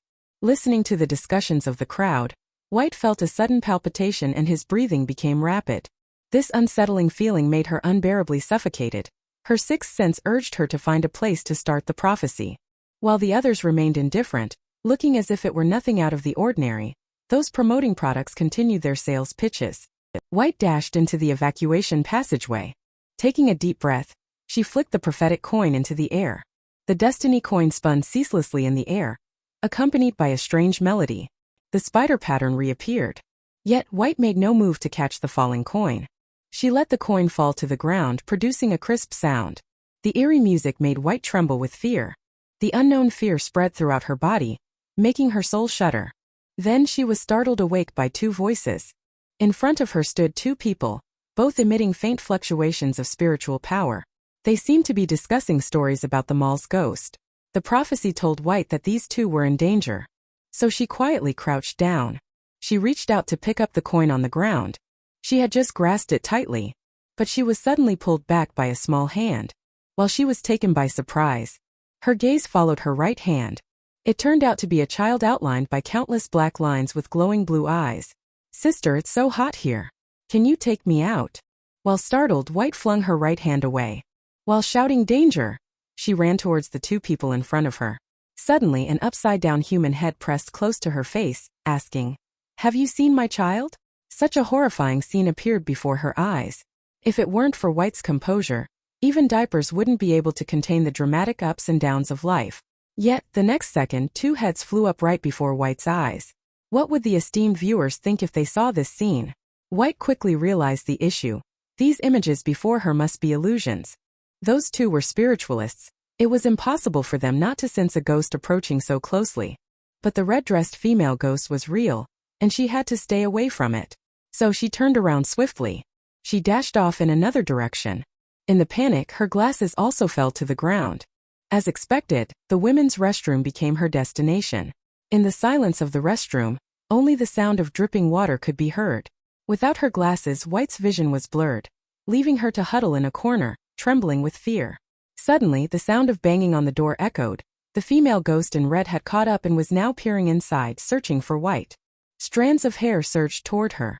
It lifted her from the ground while stimulating the nerves beneath her eyes. It forced her to open her eyes. She inched her way toward the pool. The heavy sense of oppression continuously gnawed at White's nerves. Through the mirror, she could clearly see the top of her head, where human faces hung one after another, emitting eerie, cackling sounds from their mouths. Anyone looking into a mirror and seeing such a sight would surely shudder. Just as Ghost was about to take White's head, a pair of blood-red eyes lit up in the darkness. At the same time, a crimson light pierced through the bathroom door. Before the long-haired ghost could react, its head was blown apart by the crimson light. White gradually regained consciousness, and the door that had been pierced through collapsed at that moment. White, you've been quite hard to find. Is this the danger you were talking about? Doesn't seem like much. Couldn't even handle one hit. Surviving the ordeal, White instantly switched to pitiful mode, her delicate and touching appearance truly evoking sympathy. But in the next second, the tone suddenly shifted. Boss, you finally made it. I was almost scared out of my wits. Hey you. Stop right there. Don't even think about wiping your snot on me. Then he pulled out the glasses that White had left behind from his pocket. He enveloped the broken glasses with spiritual power, and they slowly returned to their original state. This skill, obtained after merging with Little Eyes, is called Rift Restoration, capable of restoring damaged items. After fixing them, he handed them over and said, "Take care of your glasses. Don't be so careless. Don't thank me just yet. I still have a lot of questions to ask you." At that very moment, two figures appeared before them. The visitor spoke timidly. "Hello, may I ask if you are Lord Overseer? We are members of the Sweeper team, specifically responsible for guiding and cleansing vengeful spirits. You found me so quickly." The thrilling plot of Urban Legends Chronicles continues. I create anomalies to punish the world's evils.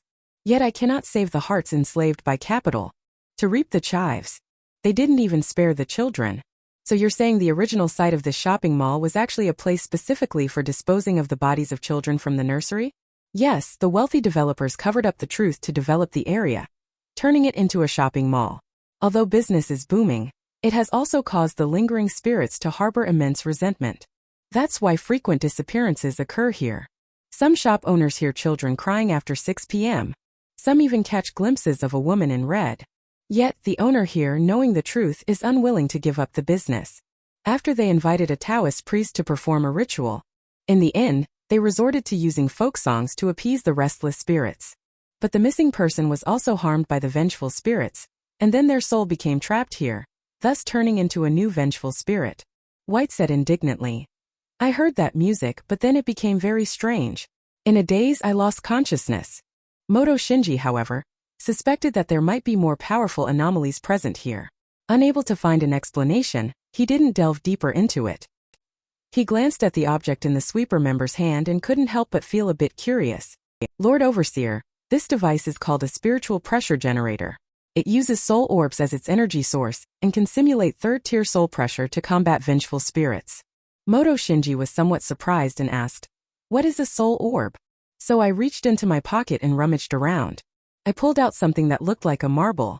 "Is this what you're talking about?" "Hold it steady. This thing is quite valuable. It can not only be used for cultivation but also works against vengeful spirits." Moto Shinji squeezed hard and realized he couldn't absorb it. He couldn't help but glance at White, thinking about finding a chance to have this girl try it. With that mischievous look in his eyes, it definitely couldn't be anything good, right? After making up his mind, Moto Shinji bid farewell to the two sweeper members. White followed quietly behind without saying a word. The two left behind whispered, "This overseer is so handsome. Is she his girlfriend?" Judging by their burning curiosity, they must be imagining a drama series of at least 50 episodes.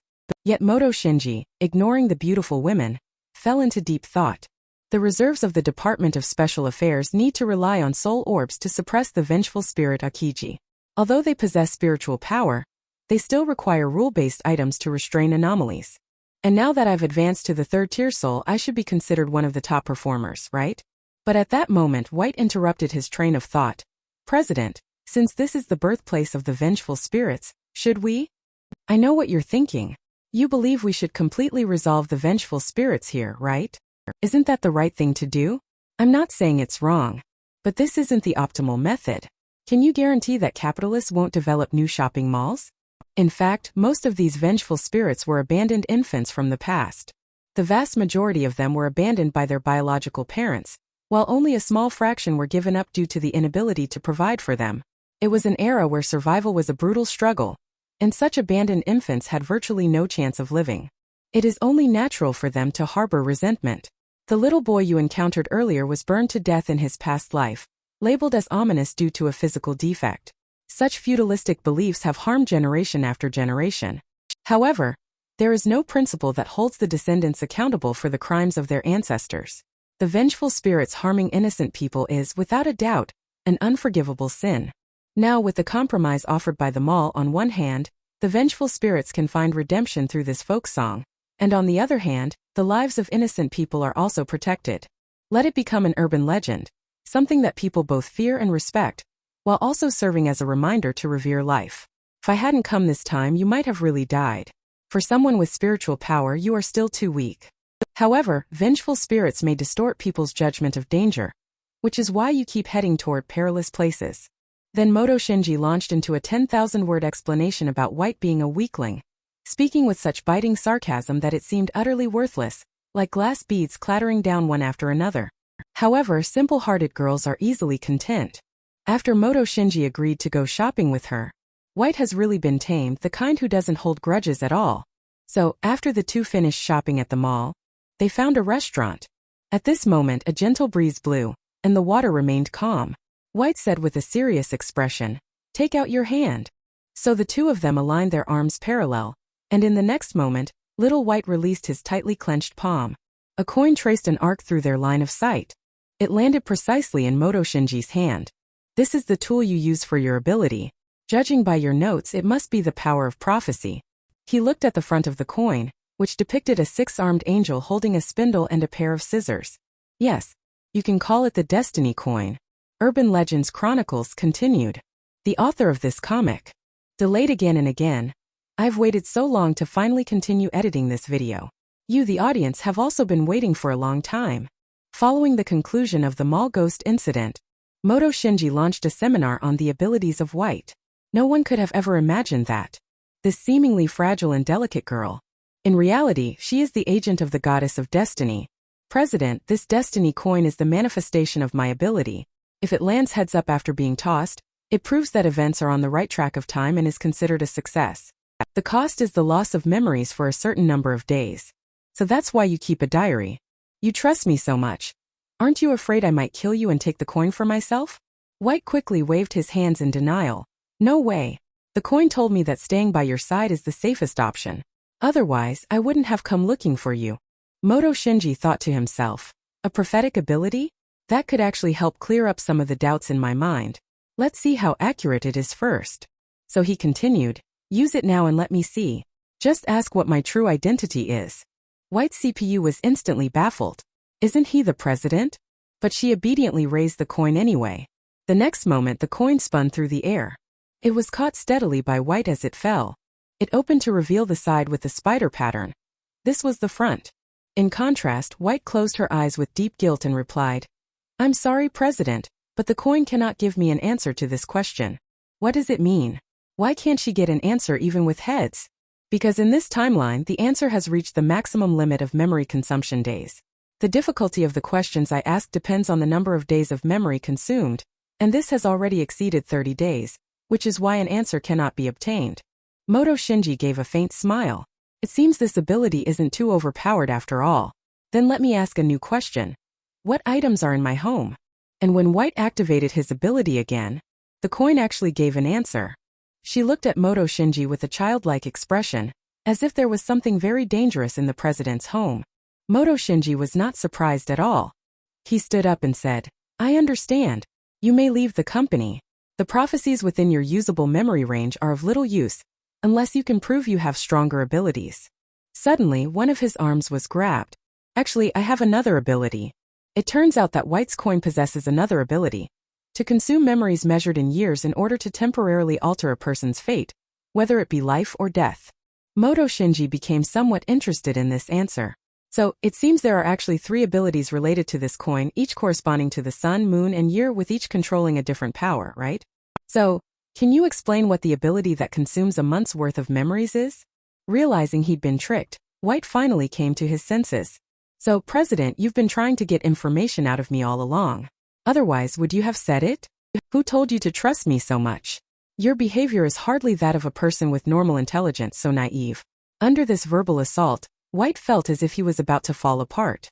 However, if this ability touches upon your principles, you don't have to say. As compensation, help me ask one more question. Help me ask if there are any anomalies in Minghu apartments that pose a threat to me. Yet, what I received was still a wall of silence with no answers. It seems there is indeed something wrong with the person in the apartment. Since you're so naive and sweet, I'll give you a gift. With that, he handed over a soul orb. This thing is of no use to me anymore. You can use it to enhance your soul power. Consider it compensation for forcing you to use the coin earlier. Remember to come to the club activity tomorrow. And then came the awkward moment. White immediately bowed at a 90-degree angle and shouted loudly, Thank you, club president. Please guide me more in the future. The surrounding onlookers murmured, Is that kid's brain okay? What kind of chinibu thing is he doing now? Moto Shinji never expected that he, too, would experience a day of social death. He'd better hurry and escape this place of trouble. In the blink of an eye, he arrived at Minghu Apartments. Shortly after Moto Shinji got home, he heard a knock at the door. So he stood up and turned the doorknob. It's your neighbor Xiaosong again. Hello, my rice washing pot is broken. Can I borrow yours? Moto Shinji, who already had reservations about this person, naturally didn't want to lend him anything again. So he refused outright, saying, Sorry, I'm using it myself and I have kids at home waiting to eat, so I can't lend it to you. Xiaosong, who had been smiling innocently just moments before. His smile froze instantly, then recovered the next moment as he hunched over and headed towards his home. Moto Shinji watched intently through the crack in the door, trying to discern something from him. Until he closed the door, and eerily Xiaosong's shadow seemed to split, growing very long. If Moto Shinji had come over to sneak a peek, he would have discovered that Xiaosong, who had been hunched over earlier, now had an indescribably wide-open mouth and was muttering, Thank you, I've borrowed it. I have become the creator of urban anomalies. Yet I still fell in the bloodbath of the anomalies invasion. The neighbor Xiaosong, who appears harmless on the outside. However, he is actually a terrifying and vicious creature that has devoured countless people. Just last night, Moto Shinji refused to lend his rice washing pot to his neighbor Xiaosong, and personally saw him off. But what he never expected was that when he returned to his kitchen, murmuring about making a bowl of noodles for little eyes, he was startled to discover the rice washing pot that had been on the counter had mysteriously vanished. This scene forced him to snap to attention, while also puzzling over the other party's ability to forcibly borrow items. As he stood there stunned, a doorbell chime sounded from behind him. Moto Shinji was instantly alert, sharply turning his head to look. At the same time, the voice of his neighbor Xiaosong came through. Sir Moto, it's me, Xiaosong. What's up with this guy? Didn't he just leave? Having experienced the baptism of death, Moto Shinji always wore a bitter and deeply resentful expression when facing unfamiliar anomalies. His right hand, fused with the power of little eyes, spread open, ready to guard against any sudden attacks from the anomalies. And he slowly turned the handle, remaining highly vigilant throughout the process, until he caught a glimpse of Xiaosong's figure through the crack. The other person was indeed holding his own rice washing pot, wearing a cautious smile. Moto Shinji then opened the door. So it really is you, he said. The other person gratefully replied, Thank you, Sir Moto, for lending me your pot. I truly appreciate it. With that, he handed over the pot. Then he turned and walked away without looking back, leaving a bewildered Moto Shinji standing there in a daze. Is this a provocation or a warning? Even if you refuse the other party's request to borrow something, they can still forcibly take it and then return it. So, what are the rules of this, and when did I start falling into its rules? Besides, during this period, how many people in the entire apartment building have fallen under its rules? I'm afraid many will die. Moto Shinji placed the pot in his hand on the table. He summoned the record and intended to study this neighbor's abilities. At first, the new neighbor went door to door giving out local specialties. The products themselves were fine. The only issue was his excessive insistence that everyone accept his gifts. In the following days around the apartment, he was frequently seen borrowing various items, knives, pots, and so on. Now, the phenomenon of forcibly borrowing pots is happening right before our eyes. So, how did he manage to do it, and what was his purpose? He wrote his suspicions on paper, but without sufficient evidence, he couldn't make a judgment. At that very moment, Little Eyes raised its tiny hand and pointed behind Moto Shinji. Under the soul's gaze, Xiaosong's figure halted in front of another resident. To further understand the rules of anomalies, Moto Shinji activated Little Eyes' peering ability. Then dense black fluid gathered at the peephole outside the door, forming into an eyeball. Where the gaze fell, it was at Ms. Tian's doorstep. The two were chatting quite happily. This originally normal scene. But in Moto Shinji's eyes, it appeared utterly fake. In his perception, Ms. Tian was someone exceptionally cautious by nature. She wouldn't easily speak even with acquaintances, let alone this newly moved-in neighbor. From this perspective, anyone who has accepted gifts from this person would inadvertently fall under its mental control, developing thoughts that make it impossible to refuse its requests, thereby being drawn into its rules. Imagine how terrifying it would be to subconsciously alter someone's habits, making them feel it's completely natural. Under the watch of the all-seeing eye, Xiaosong, having borrowed the rice-washing pot, continued walking with a hunched back. Suddenly, he halted his steps and sharply turned his head toward the door of Moto Shinji's room. This scene even made the usually bold and meticulous Moto Shinji look horrified, feeling as if he had been completely seen through by that gaze. And under the gaze, the other's figure slowly moved away again. Moto Shinji couldn't help but breathe a sigh of relief. He patted Little Eyes on the head and said, I might have to take a risk. If I can't fully understand the other party's rules and intentions, I'll always be at a disadvantage. Your mom's good boy. You'll help me, won't you? Little Eyes had barely finished speaking. Just then, Little Eyes leaped onto the table, escaping from Moto Shinji's grasp. With a flick of his small hand, the remote let out a beep, and the next moment Maka Paka came into view. Don't worry, Iggle Pickle, everything will be fine, Upsy Daisy. Shoot. Seems this little one is completely unreliable. Moto Shinji quietly opened the door a crack, peeking through the gap just in time to see Xiaosong walking back. Suddenly, a bolt of lightning streaked across the night sky. Outlining the other's silhouette, Moto Shinji seized the opportunity before him and immediately activated the Little Eyes skill, unleashing spiritual power. He dashed toward his neighbor Xiaosong's room, and in the next moment, a sinister evil grinning face appeared before him, saying, You're here. This scene dealt a heavy blow to Moto Shinji's soul. His body froze uncontrollably in place, as vine-like tendrils coiled around him. They bound him tightly, and with a series of cracking sounds, his arms were torn off and devoured. The excruciating pain from his body gradually blurred Moto Shinji's consciousness, leaving him only vaguely aware of. As the anomaly named Xiaosong slowly approached, in the final moment when the necklace's glow faded, he felt as if being eaten. What is happening? I create anomalies within the city. I create Ai-chan, the spirit who holds power over life and death. Yet, I couldn't save her from the fate of heading towards death as a bolt of thunder struck. An eye abruptly opens. The next moment, Moto Shinji abruptly sat up, his terrified expression appearing somewhat horrifying. The sound of his heavy, gasping breaths rose and fell one after another, clearly revealing his suppressed emotions. He had come back to life again. He had the notebook revival bug as his safety net.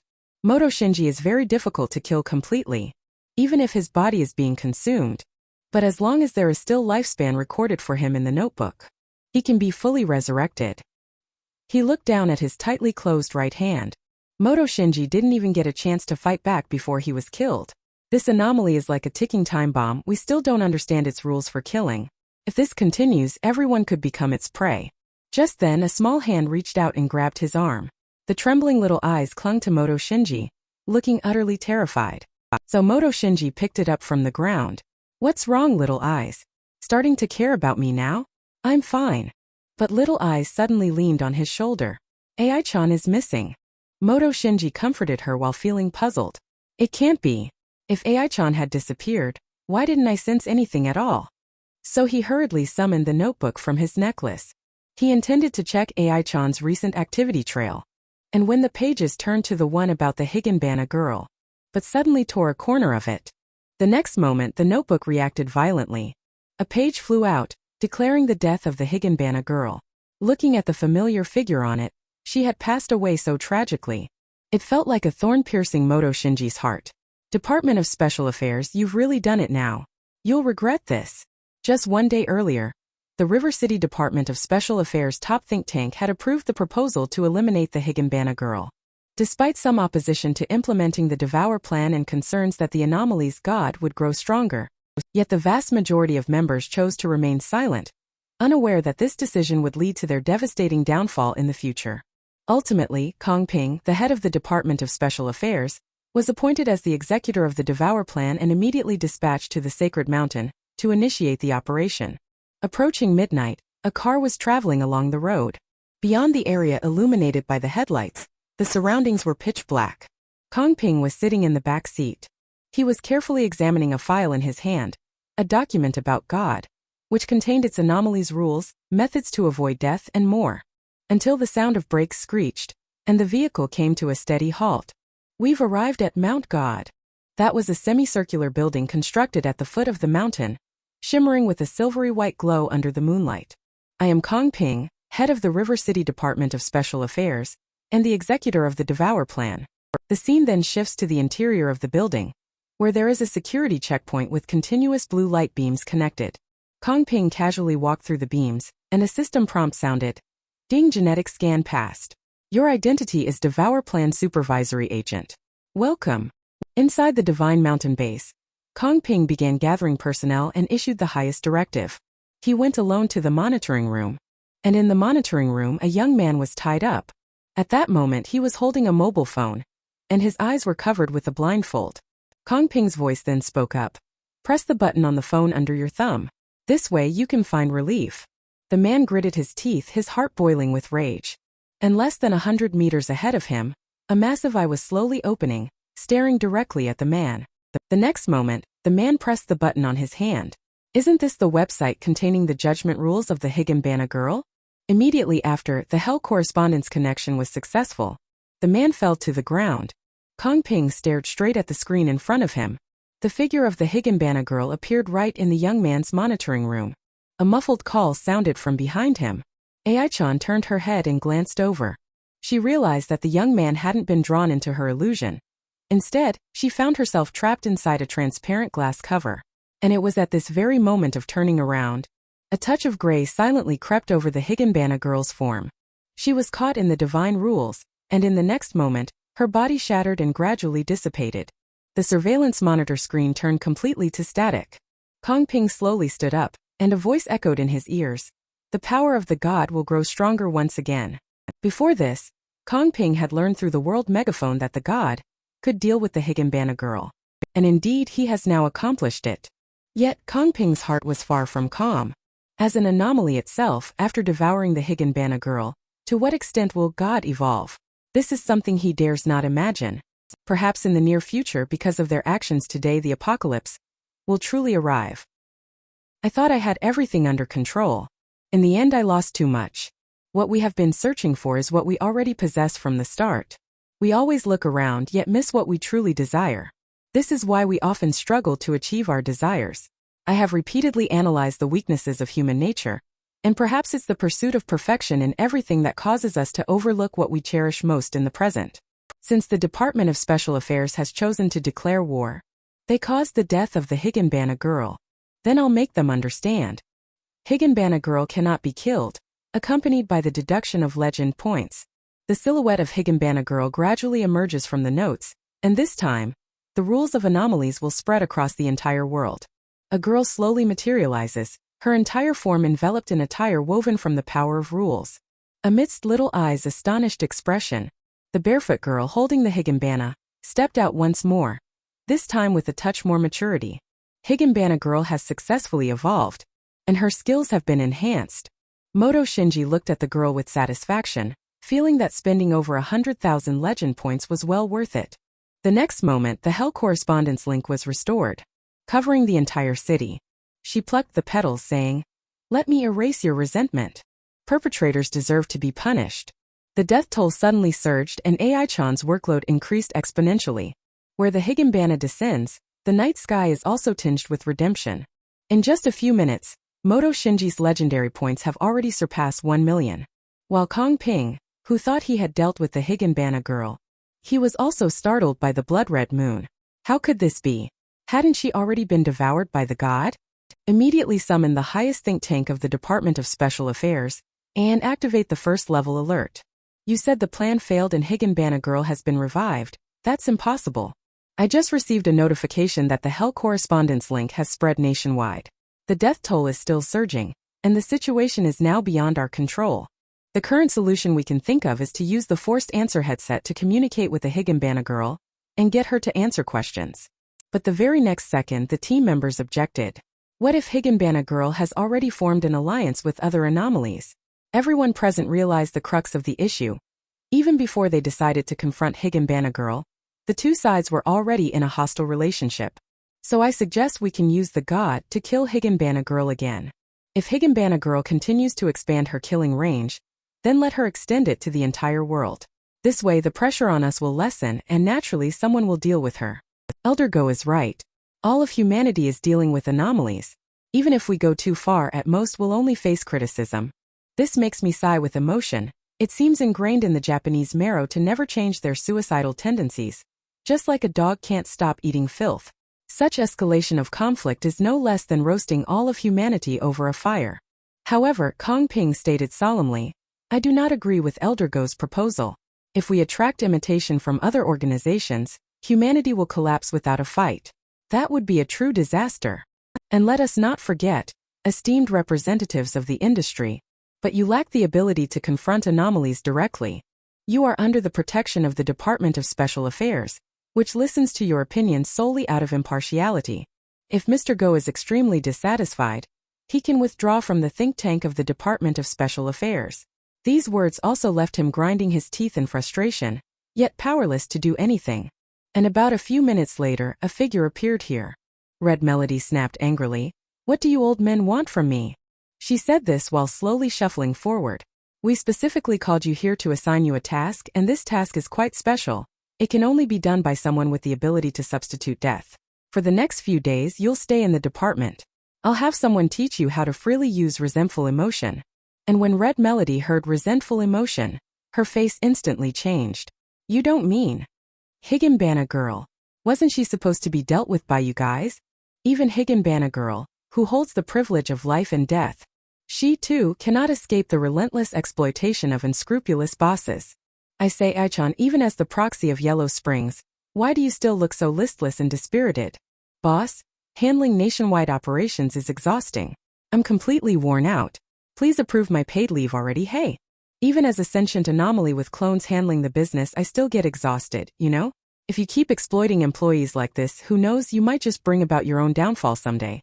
Ahem, haha, my apologies, I didn't think it through properly. However, taking a vacation is out of the question. The threat from our neighbors hasn't been eliminated yet. Let's continue to discreetly investigate this neighbor. In the next moment, the rule skill is activated. This guy has gone upstairs to borrow something.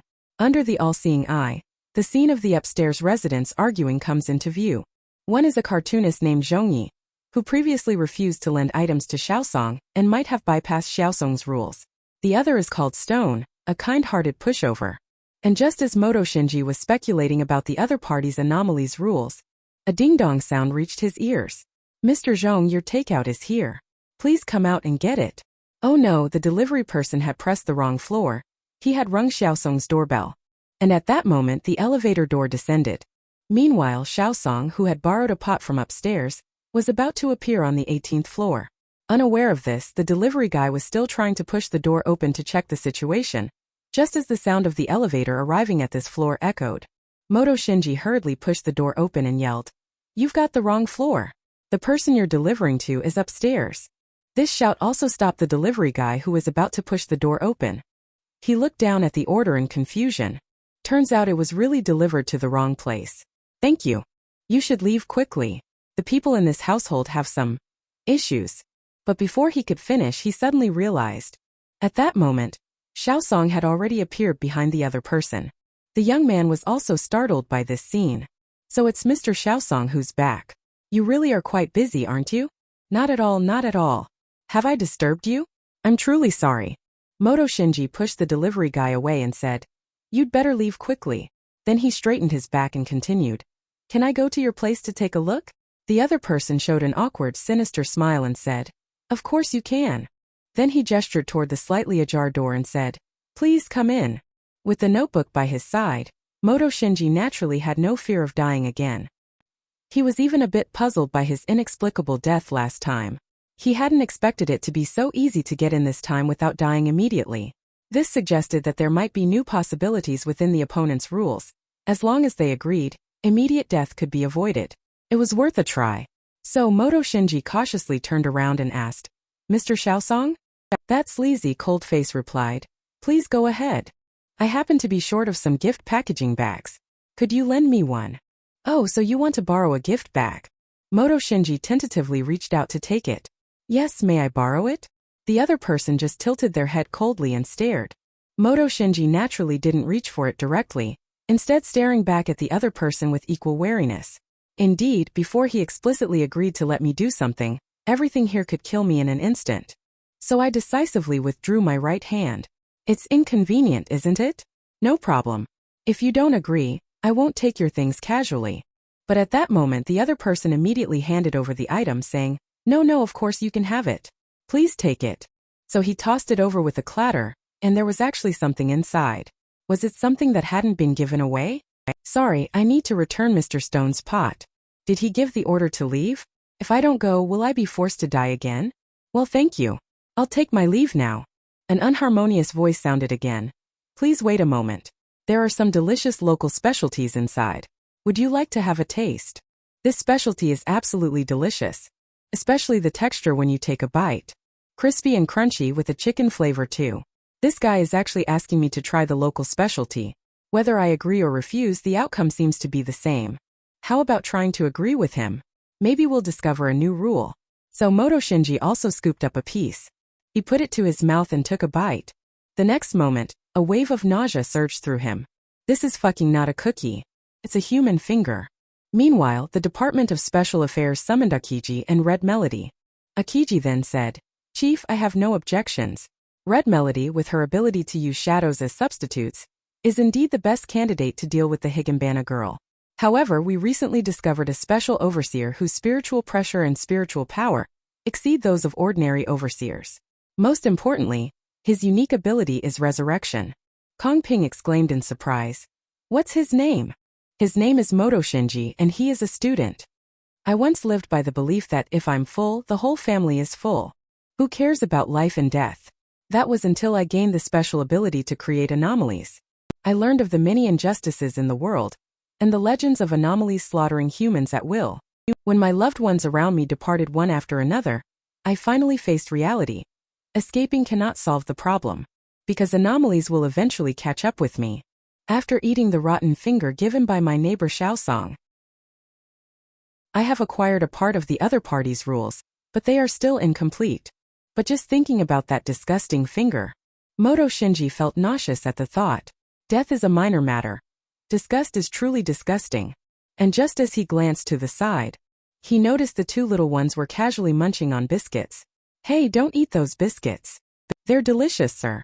Would you like one too? Crispy and tastes like chicken. Don't get so close to me. Back off, back off, back off. At that moment, Ai-chan also spoke earnestly. It's just ordinary biscuits, different from the ones you eat. Meanwhile, Little Eyes, holding a biscuit, kept poking its own eyes because it had no mouth. Feeling a headache coming on, Moto Shinji was overwhelmed, and honestly, who could blame him? Having recently experienced a near-death encounter, anyone would feel a bit queasy. This reminded him of the Department of Special Affairs approaching him a few days ago to form an oversight team. Perhaps they have files on Anomaly Xiaosong there. After all, they even managed to monitor AI-chan. By the way, AI-chan, what methods did the Department of Special Affairs use to erase you before? Hearing this, AI-chan froze instantly. She lowered her head in confusion and uncertainty. I can't remember, sir. I only remember that I seem to have seen something. Then I just fell apart. In human terms, it's like going bald die. And then, so many circles, so many little stars. Moto Shinji quickly interrupted her thoughts. Hey, if you can't remember, don't force it. If you crash again, it'll cost us legendary points to revive you. It seems the notebook is protecting AI-chan by erasing her memories to prevent repeating the same mistakes. The Department of Special Affairs possesses some kind of dangerous power, which is highly unfavorable for me. However, on the surface, as the overseer, our goals are aligned for the time being. Currently, we can utilize the Department of Special Affairs to obtain Xiaosong's complete set of rules. If they manage to contain Xiaosong first and then turn against you, then there will be a conflict of interest between us. You guys fight your own battles, what does that have to do with me? The next morning, a supercar was speeding down the highway. The driver was none other than Red Melody, that pink-haired girl. Hey bro, how does it feel to ride in a supercar? Moto Shinji looked speechless. Why are you the one picking me up? I always thought you were a girl, never expected you to be a guy. What? Don't tell me you've got a thing for that old lady Akiji? If only you joined the Department of Special Affairs, then I could pass the Higginbana girl mission to you. These words made Moto Shinji snap to attention. Didn't your Department of Special Affairs contain her? Stop talking. I was killed by her once. Now she's revived and even stronger than before. And now Corey is making weak and helpless me face her terror again. Just thinking about it gives me a headache. Are they asking you to die once more? Didn't you know that the Higginbana girl has self-awareness? No, I didn't know. Is that so? Then, as your senior, I'll properly enlighten you. I've been forced to learn various methods to control my emotions recently. Ultimately, I utilize the tools from the Department of Special Affairs. We can force Higginbana girl to answer a question. We currently suspect she might have other accomplices. This conversation also made Moto Shinji's heart tense up. He couldn't ask any more questions, or his intentions would become too obvious. As for what exactly the Department of Special Affairs wanted to ask, it probably wouldn't go to such great lengths just to find out the names of accomplices. Could it be about asking AI-chan about a completely new set of rules? My AI-chan doesn't kill indiscriminately without reason, and has never stood against humanity. She only punishes the wicked. If they insist on pushing further, they shouldn't blame me for what comes next. And as the sports car slid sideways into the parking spot, the building of the Department of Special Affairs also came into view. I didn't expect the Department of Special Affairs to be so quiet. Oh, what do you know? We have True Eyes surveillance here. This thing can monitor anyone entering in real time. Security is definitely guaranteed. Let's get down to business first. Establish the Overseer Squad. You need to use this microphone and just say the oath into it. By the way, let me mention in advance that using it once will cost you a day of your lifespan. Is this thing a lie detector? This device is a tool to test your thoughts and subconscious. You'll need to undergo testing every 6 months from now on. After the test is completed, what permissions will I gain? Red Melody was somewhat surprised.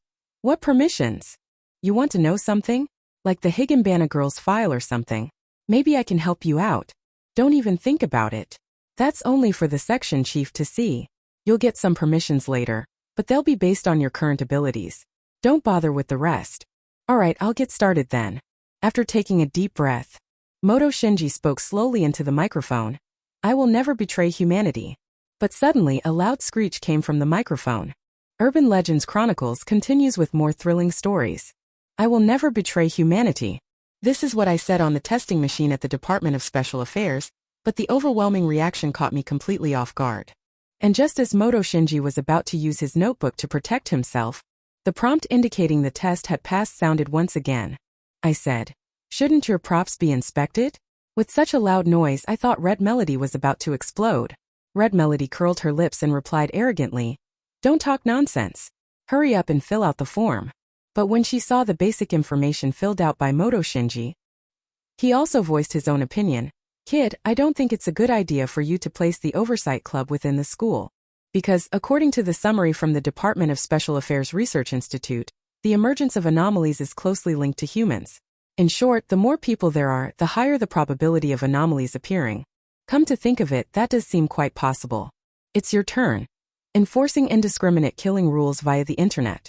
Anomalies. Neighbors killing through borrowed objects. AI-chan. Leveraging interpersonal relationships with resentful emotion to form contracts. Little eyes. Dealing with dysfunctional family dynamics. It seems that all these situations have emerged as if anomalies were created to eradicate humanity. If we isolate anomalies from humans, can we then specifically target them? After all, no matter what, Moto Shinji must subdue his neighbor Xiaosong, as he poses a threat after all. Red Melody, however, slapped him and said, "What are you thinking? Your place is a high-end apartment with low population density, so it's relatively much safer. Don't worry." Moto Shinji thought to himself, "What do you know? My neighbor is one of the anomalies. I've already died several times because of it." After making up his mind, Moto Shinji decided to go home and give it a try. So he turned around, waved and said, "I have something to take care of, so I'll head home first." On the way home, he unexpectedly encountered White. She timidly said, "President, I haven't seen you at school these past few days. Are you in some kind of trouble? Do you need any help? After all, I can foresee dangers in advance. Maybe I can be of help to you." Looking at her sincere and confident face, Moto Shinji was still a bit surprised. This guy is quite dedicated. But the moment he thought about the dangers he had to face, so he refused, saying, "This could cost lives. You're too frail, don't follow me." White stared at the departing director, his heart filled with mixed emotions. Am I really that incompetent? Or is this situation genuinely dangerous? Soon enough, Moto Shinji was once again standing at his neighbor Xiaosong's door. According to the clues from the notes, Xiaosong would randomly choose locations to commit murders, and after becoming his neighbor, regardless of whether you accept his gifts or not, you will be marked within his scope of death. As for what this one-time mandatory offset of borrowing items is, could it be that those who have refused the gift still have a chance to be saved? Then we must quickly warn them. Perhaps we can save them before Xiaosong takes action. However, under the all-seeing eye, he suddenly realized that the other party might go out hunting at any moment. I must get this guy under control first. Then the rift restoration skill activated, followed by countless black tentacles surging toward the door. Just as the tentacles reached the peephole, Moto Shinji thought he had succeeded. The next moment, an eerie green light erupted. Anomalies rule collapse. The swarm of tentacles is pulled by a suction force. Damn it, this guy can't be contained. Good grief, these rules are so tricky. I don't even have this many rules. A terrifying suction force pulled Moto Shinji, and he was completely drawn in. It seems I'm gonna bite the dust again today. Sir Moto is just too enthusiastic. Even the Calabash brothers aren't as quick to sacrifice themselves as you are. So can you lend you my ass? Prepare to die. And what appears to be a brave move. But there was no tactile sensation of hitting a solid object. A sinister, cackling sound emerged from behind. How about lending me your heart? The next moment, Moto Shinji's chest was completely pierced through. These past few days have really been exhausting, both physically and mentally. Even before dying, he couldn't resist making a sarcastic remark. I wish I were an anomaly. Just at that moment, Xiaosong's door opened. Xiaosong's figure emerged and began moving toward all the targets in the apartment. Lend me your heart. Due to the excessively inappropriate nature of the scene, we'll skip it here. In short, the apartment was instantly filled with cries of agony. One by one, beating hearts gathered before me. Until in Xiaosong's rules, no one in the apartment survived. But suddenly the number jumped. Xiaosong abruptly turned around and looked in the direction where Moto Shinji had just revived. Finally found you. A method to counter your object borrowing ability. Urban Legends Chronicles continues with more excitement. Urban anomalies persist, the chronicles of legends never cease. Moto Shinji had his heart borrowed away. Anomaly's malicious neighbor activated slaughter mode. Yet, just when he thought no one in the apartment had survived, the resurrected Moto Shinji discovered his crucial rule. This gave him the opportunity to confront his malicious neighbor. Fortunately, he had kept Xiaosong's gift as a precaution. He was extremely grateful for that decision back then. Otherwise, he could only stand by helplessly now. Now that he couldn't win in a fight, he had to think of other ways. But suddenly a creaking sound broke the silence. Someone had pushed open his door. Xiaosong had found him. Little Eyes, who was busy stealing the tower, was still puzzled and asked, "Who are you?" But before he could finish, a deep voice came from Xiaosong. "Can you give me your?" Before he could finish his sentence, Moto Shinji rushed out from the kitchen and simultaneously summoned the notebook to call Little Eyes back. "Little Eyes, come back quickly. The notebook had already warned us that Xiaosong, as a malicious neighbor, has targets beyond just humans. Now, under the all-seeing eye, the scent of blood on him has grown thick to the extreme. If I'm not mistaken, it's likely that everyone in the entire apartment has already met their end in the northwest. Can you lend me your heart? His unfinished words also echoed. Moto Shinji decisively handed over the gift he had prepared. Of course, here you go. The other party seemed somewhat stunned, but bound by its own rules, it had no choice but to accept the gift. After expressing brief thanks, he turned and left. Moto Shinji naturally wouldn't let this opportunity slip away. He also quickly followed after her. But when he personally witnessed the blood splattering in the corridor, he still showed a horrified expression. How could this be? Everyone in the apartment was actually dead. Plop, a bloody lump of flesh fell down. Xiaosong bent down and reached out to pick it up. This scene was truly quite eerie. You caught me, huh? Sorry about that, Sir Moto. The corridor was littered with bodies lying in disarray, each with their chests pierced through, clearly having had their hearts stolen. Under the perception of souls, the resentful spirits of the wrongfully dead encircled Moto Shinji, as if accusing, "You murderer, why didn't you save us? You accomplice!" Amidst the overwhelming guilt, the repeated cries of "Give back my life!" pierced sharply. Moto Shinji suppressed the turmoil within, forcing himself to stay calm. Then he waved his hand dismissively and shouted, "Everyone, shut up!" It wasn't that Moto Shinji didn't want to save them. Just moments ago, he was still thinking about informing these people to leave the apartment immediately. But in reality, there was no time to warn anyone before he himself was killed. Currently, the Xiaosong rules recorded in the notebook are incomplete, with 3 pieces of information still missing. He himself simply cannot subdue it. And just as he was gritting his teeth, ready to turn back, the door behind him opened. The voice calling for life rises again. "May I borrow your soul?" Before Moto Shinji could even turn around to react, the agony of having his soul torn away had already spread throughout his body. Death restart. 83 days remaining. Moto Shinji held his head as he struggled to get up from the ground, wondering in confusion. After borrowing the heart, does this guy want to borrow the soul too? So does this mean I've managed to escape? At that moment, the knocking on the door sounded again. Damn it, that guy is back again. Why is it still about borrowing souls? Could it be that we've entered a dead loop? If this continues, I won't have enough lives to spare no matter how many I have. So, I decided to take out my phone and try to contact Akiji from the Department of Special Affairs for help. But death came so swiftly, before the call could even connect, I was gone. Upon waking up again, Moto Shinji quickly dialed Akiji's number. Far on the other side of the city, Akiji in the bathtub answered the call. Codename Ghost, what do you need? I need the Department of Special Affairs to help me investigate the complete rules regarding the anomalies of the bad neighbor. I've encountered him and now I'm stuck in a death loop. Are you referring to the cataclysm-grade anomalies known as the bad neighbor? How did it appear in your location? Accompanied by the sound of splashing water, Akiji stood up. Wait a moment, I'll help you check right away. I remember this anomaly was once restricted by the Department of Special Affairs. With his right hand enveloped in spiritual power, he directly pressed it against his temple.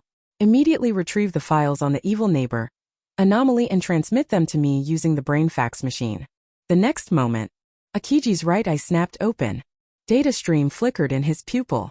The data indicates that returning the initial item he lent you could avert a death. If you haven't discarded it yet. You mean the meeting gift, right? I've already returned it. Now he's demanding my soul as a loan. He found you at last, Sir Moto. Hey Ghost, are you still there? Please respond if you receive this. And at that moment the phone also started emitting a busy signal. This enraged Akiji so much that he waved his hand dismissively.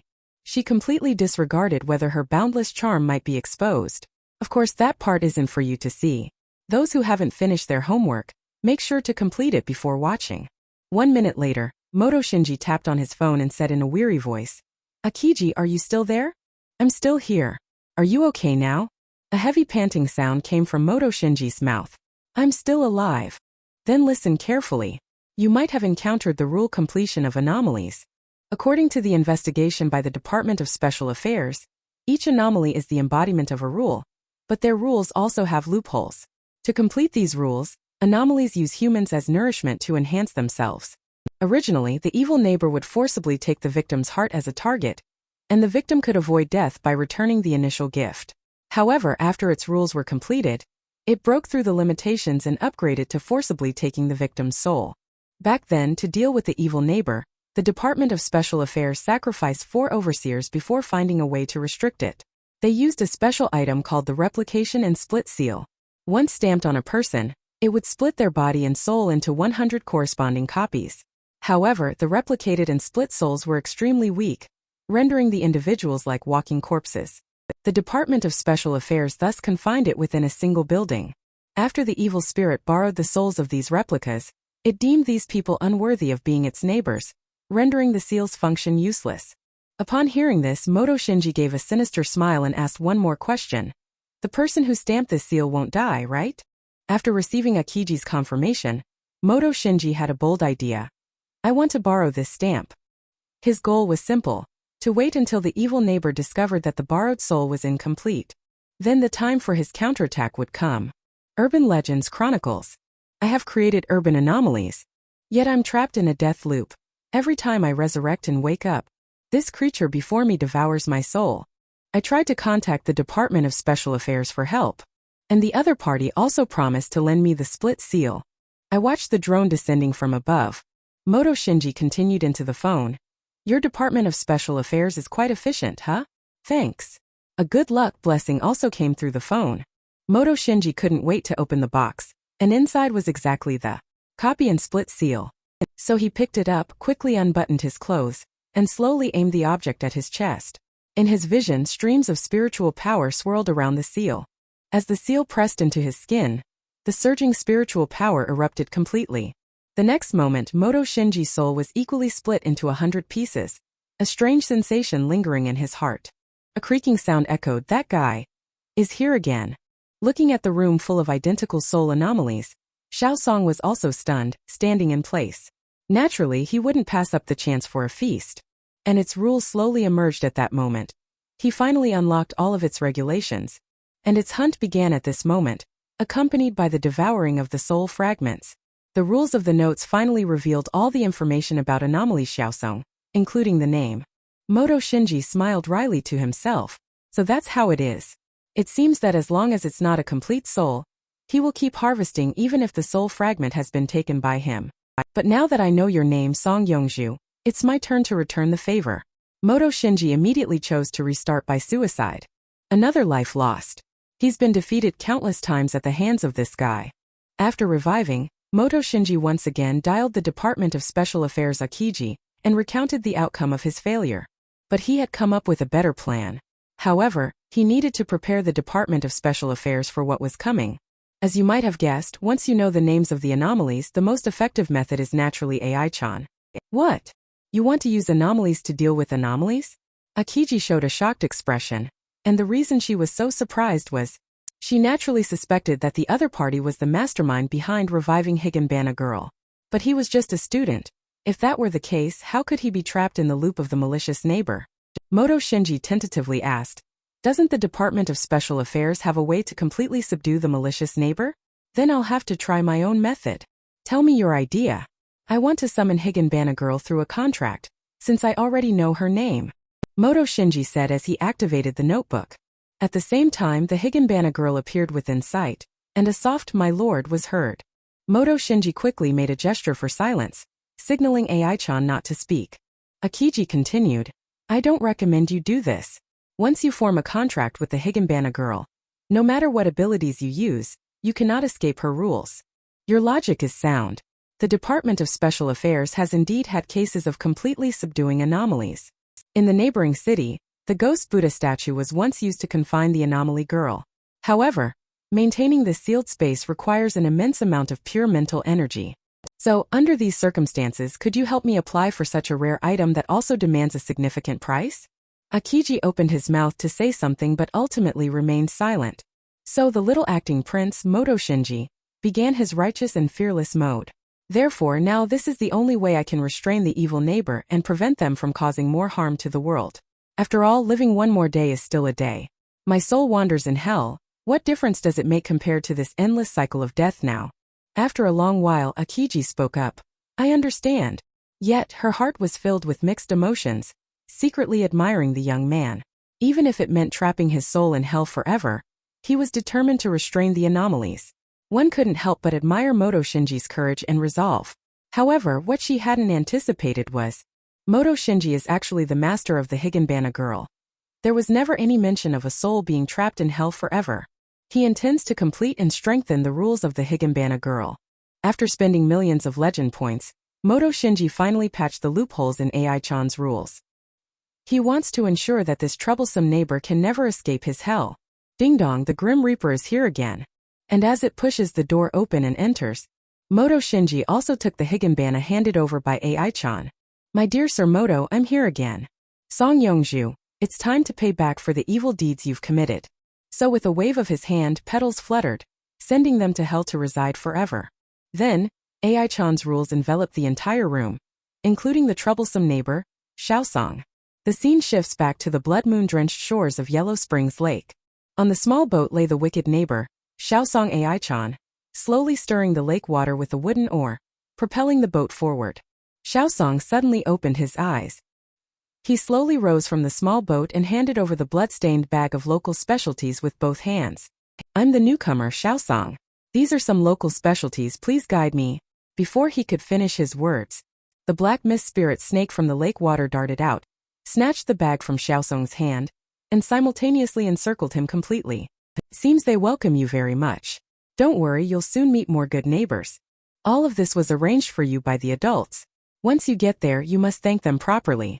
And beneath the waterfall, pairs of crimson eyes are eagerly awaiting. The oppressive chapter of Urban Legends Chronicles has finally concluded. Will the upcoming story be just as thrilling? The illustrious creator of urban legends. Yet he disdains the beauty that comes his way.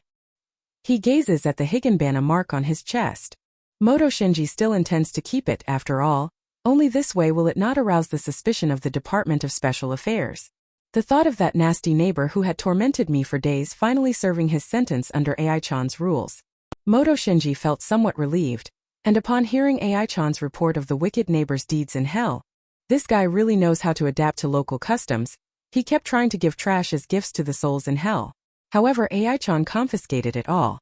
After all, this is her territory. Just the sight of that gift bag made Moto Shinji nauseous. After all, he once had the misfortune of tasting that rotten finger. Hurry, get this thing away from him. After snapping back to reality, he couldn't help but gently stroke AI-chan's head and said, no matter how fast this guy delivers his local specialties, it can't match your speed in ferrying souls. Besides, you're the ruler of hell. Even if you took all his gifts, there's nothing he could do about it. As he was speaking, the notification tone from his phone suddenly rang out. It's a message from Akiji. What is this psychological treatment? Why does the Department of Special Affairs have such a requirement? After he decisively requested home service, Moto Shinji turned off his phone. The noise from downstairs caught his attention. When he looked down, he found that the residential area had been surrounded by personnel from the Department of Special Affairs. Is this part of the cleanup work? He thought about it and then felt relieved. After all, no one survived in the apartment last night.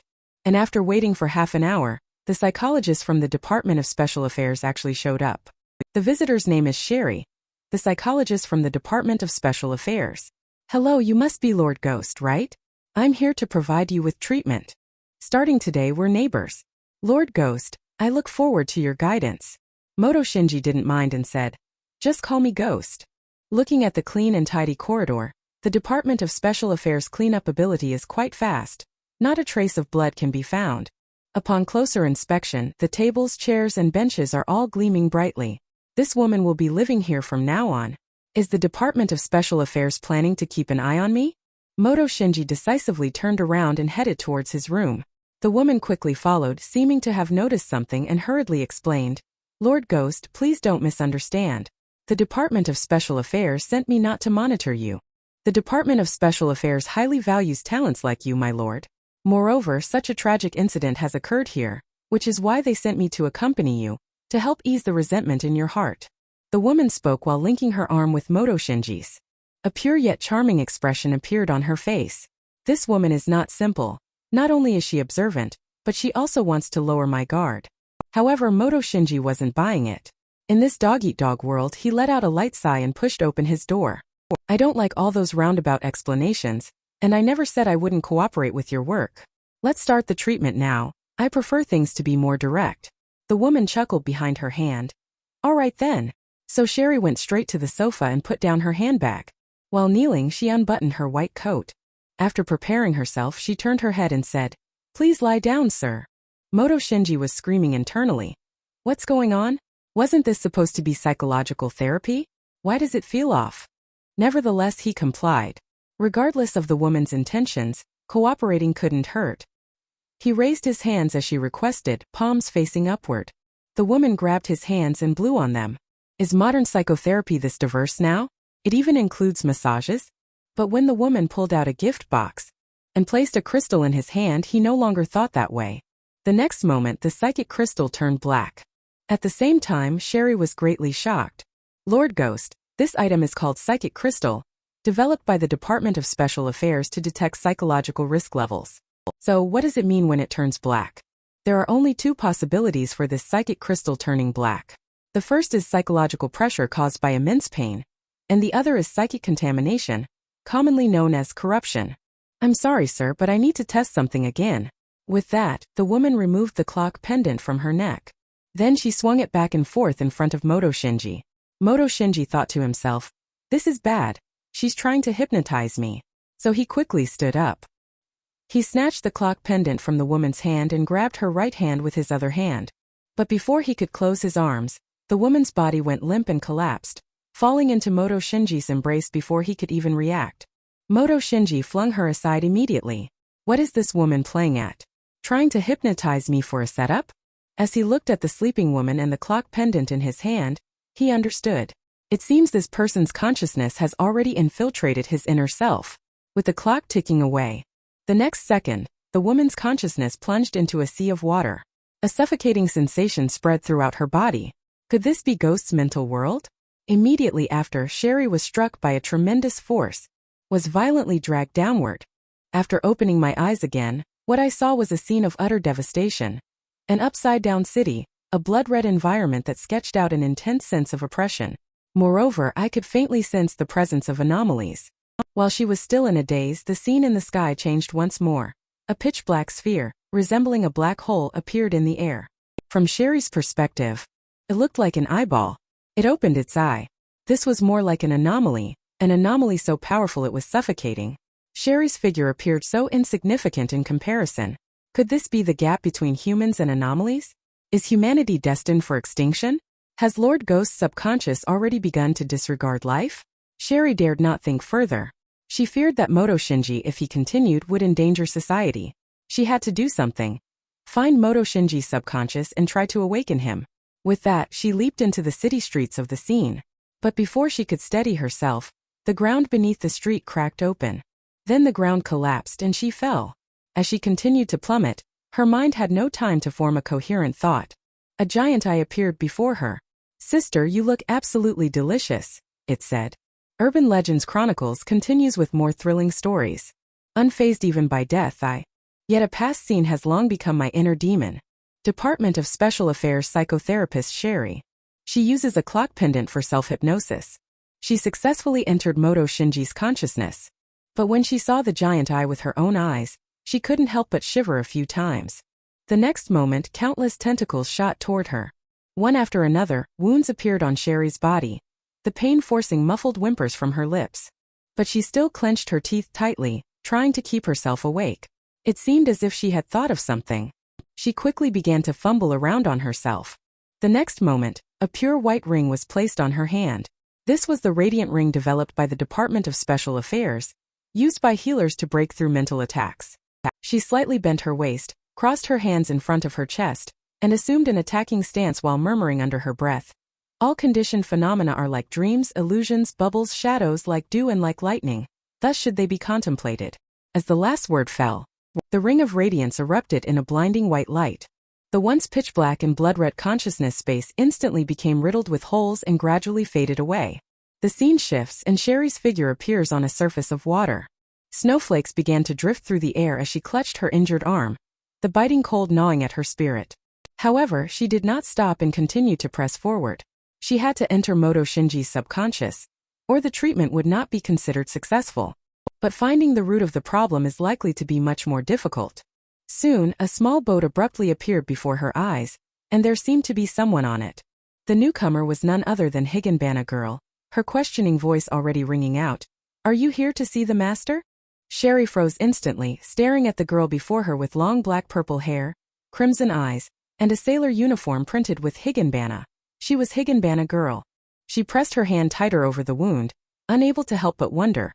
Could it be that in the future Higanbana girl becomes Ghost's subordinate? So she forced herself to stay calm and replied, Yes, what business do you have with the master? The tense atmosphere spread, and the sound of dripping water was clearly audible.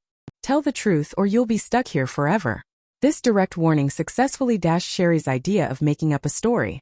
She couldn't help but step forward and take the Higanbana girl's hand, sincerely saying, I hope Lord Ghost doesn't turn into an anomaly. The Higanbana girl was puzzled. You're saying this to an anomaly? This is my most genuine thought. From a human perspective, I cannot stand by and watch you become a powerful anomaly that threatens society. On a personal level, ever since I learned about Lord Ghost's deeds in battling anomalies, I also don't wish to see a good person turn into one. Hearing this, the Higanbana girl let out a soft sigh and slowly untied the red scarf from her chest. Then she handed it over. Since you're not an enemy of the adults, this thing might help you. But you might die here. But suddenly the red scarf spoke. Higanbana girl, how dare you betray me? The red scarf transformed into a black figure, and instantly pierced through Higanbana girl's body. At the same time, it turned its spearhead of attack towards Sherry's pupils. At the critical moment, the Higanbana girl stepped in front of her, knocking it into the water. Run! That was the last thing Sherry heard, so she quickly dived underwater. Little did she know. In the water, vengeful spirits were waiting for her as well. As she approached, she was startled by the apparitions before her. These were the true forms of the black mist spirit snakes. Countless vengeful spirits reached out to grab her.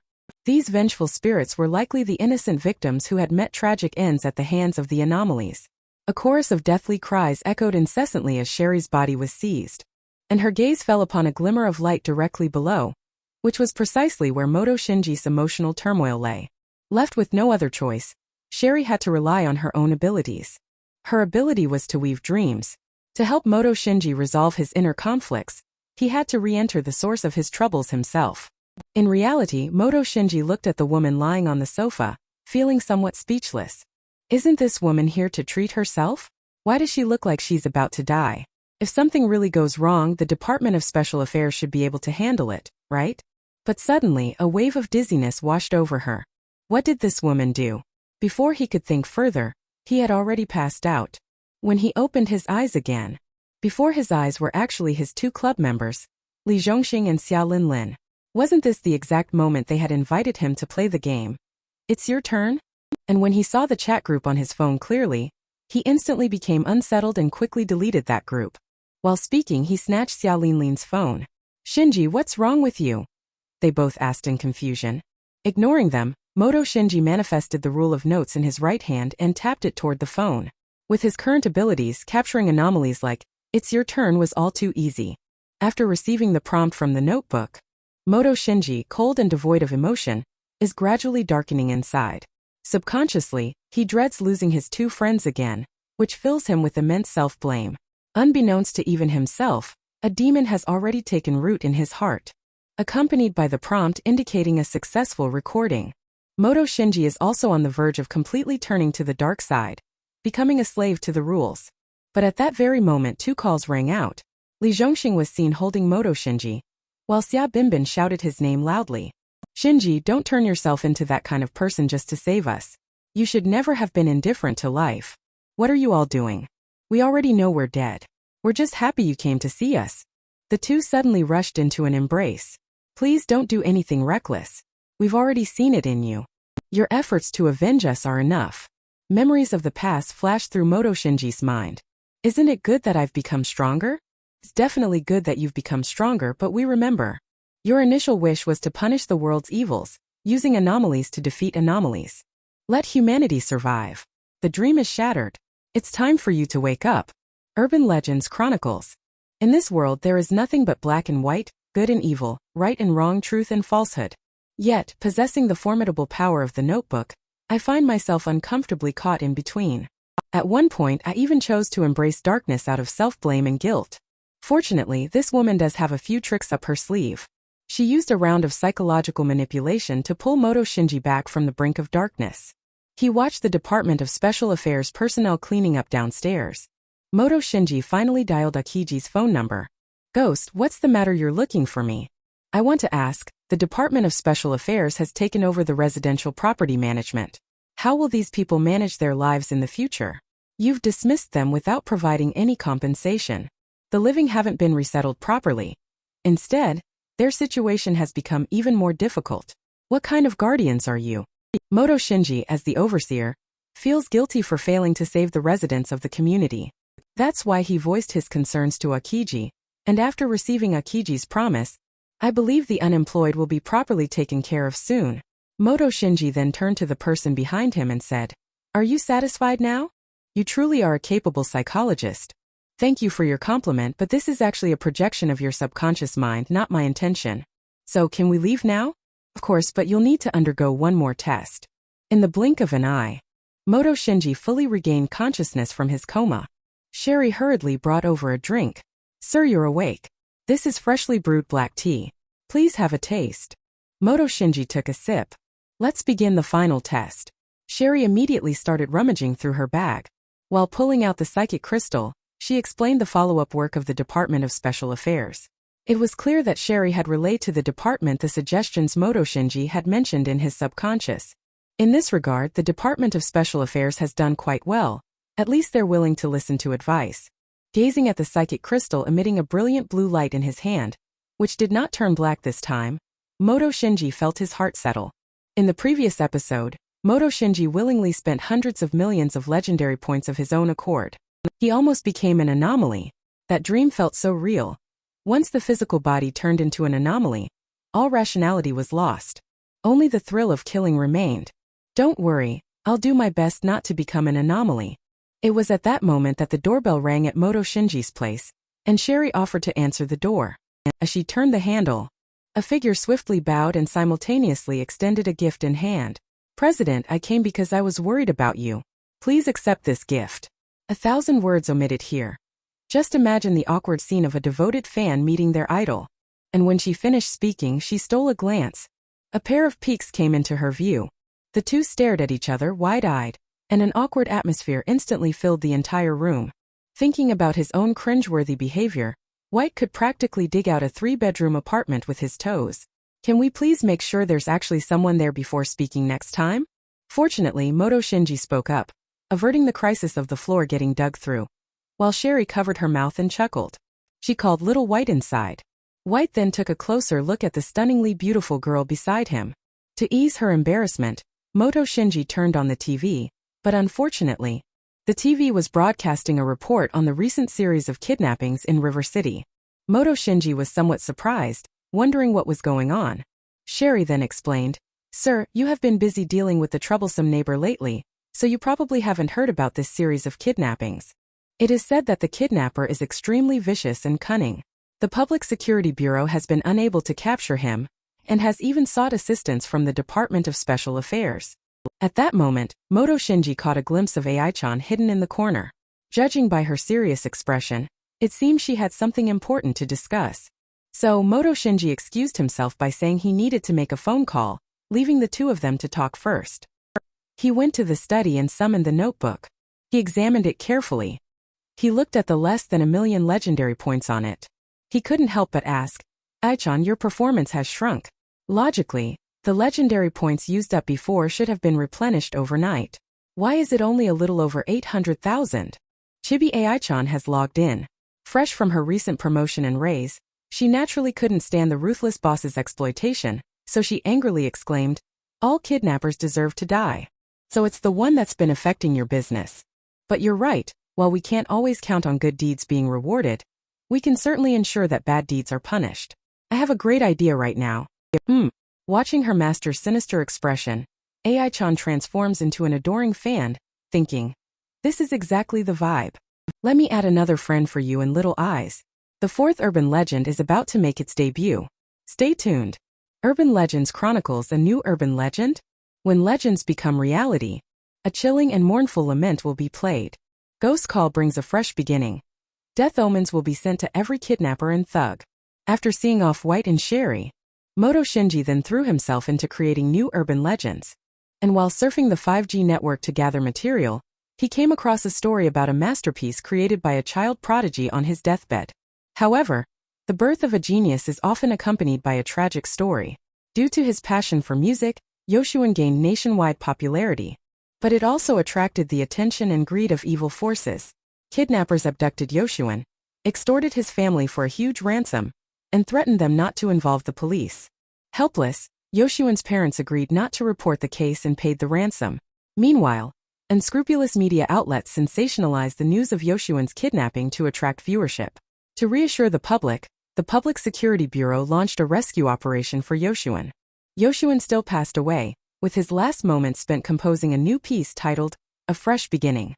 After the perpetrator was apprehended, multiple pieces of evidence confirmed that Yoshuen had not been subjected to abuse during her captivity. In fact, the captor had even provided her with tools for composing music. The piece she created was filled with bright innocence and a longing for future life. Thus, the world witnessed the fall of a prodigy. After reading this, Moto Shinji also felt a sense of regret. He decided to incorporate this piece into Ghost Call, creating a new set of rules. When he opened his eyes,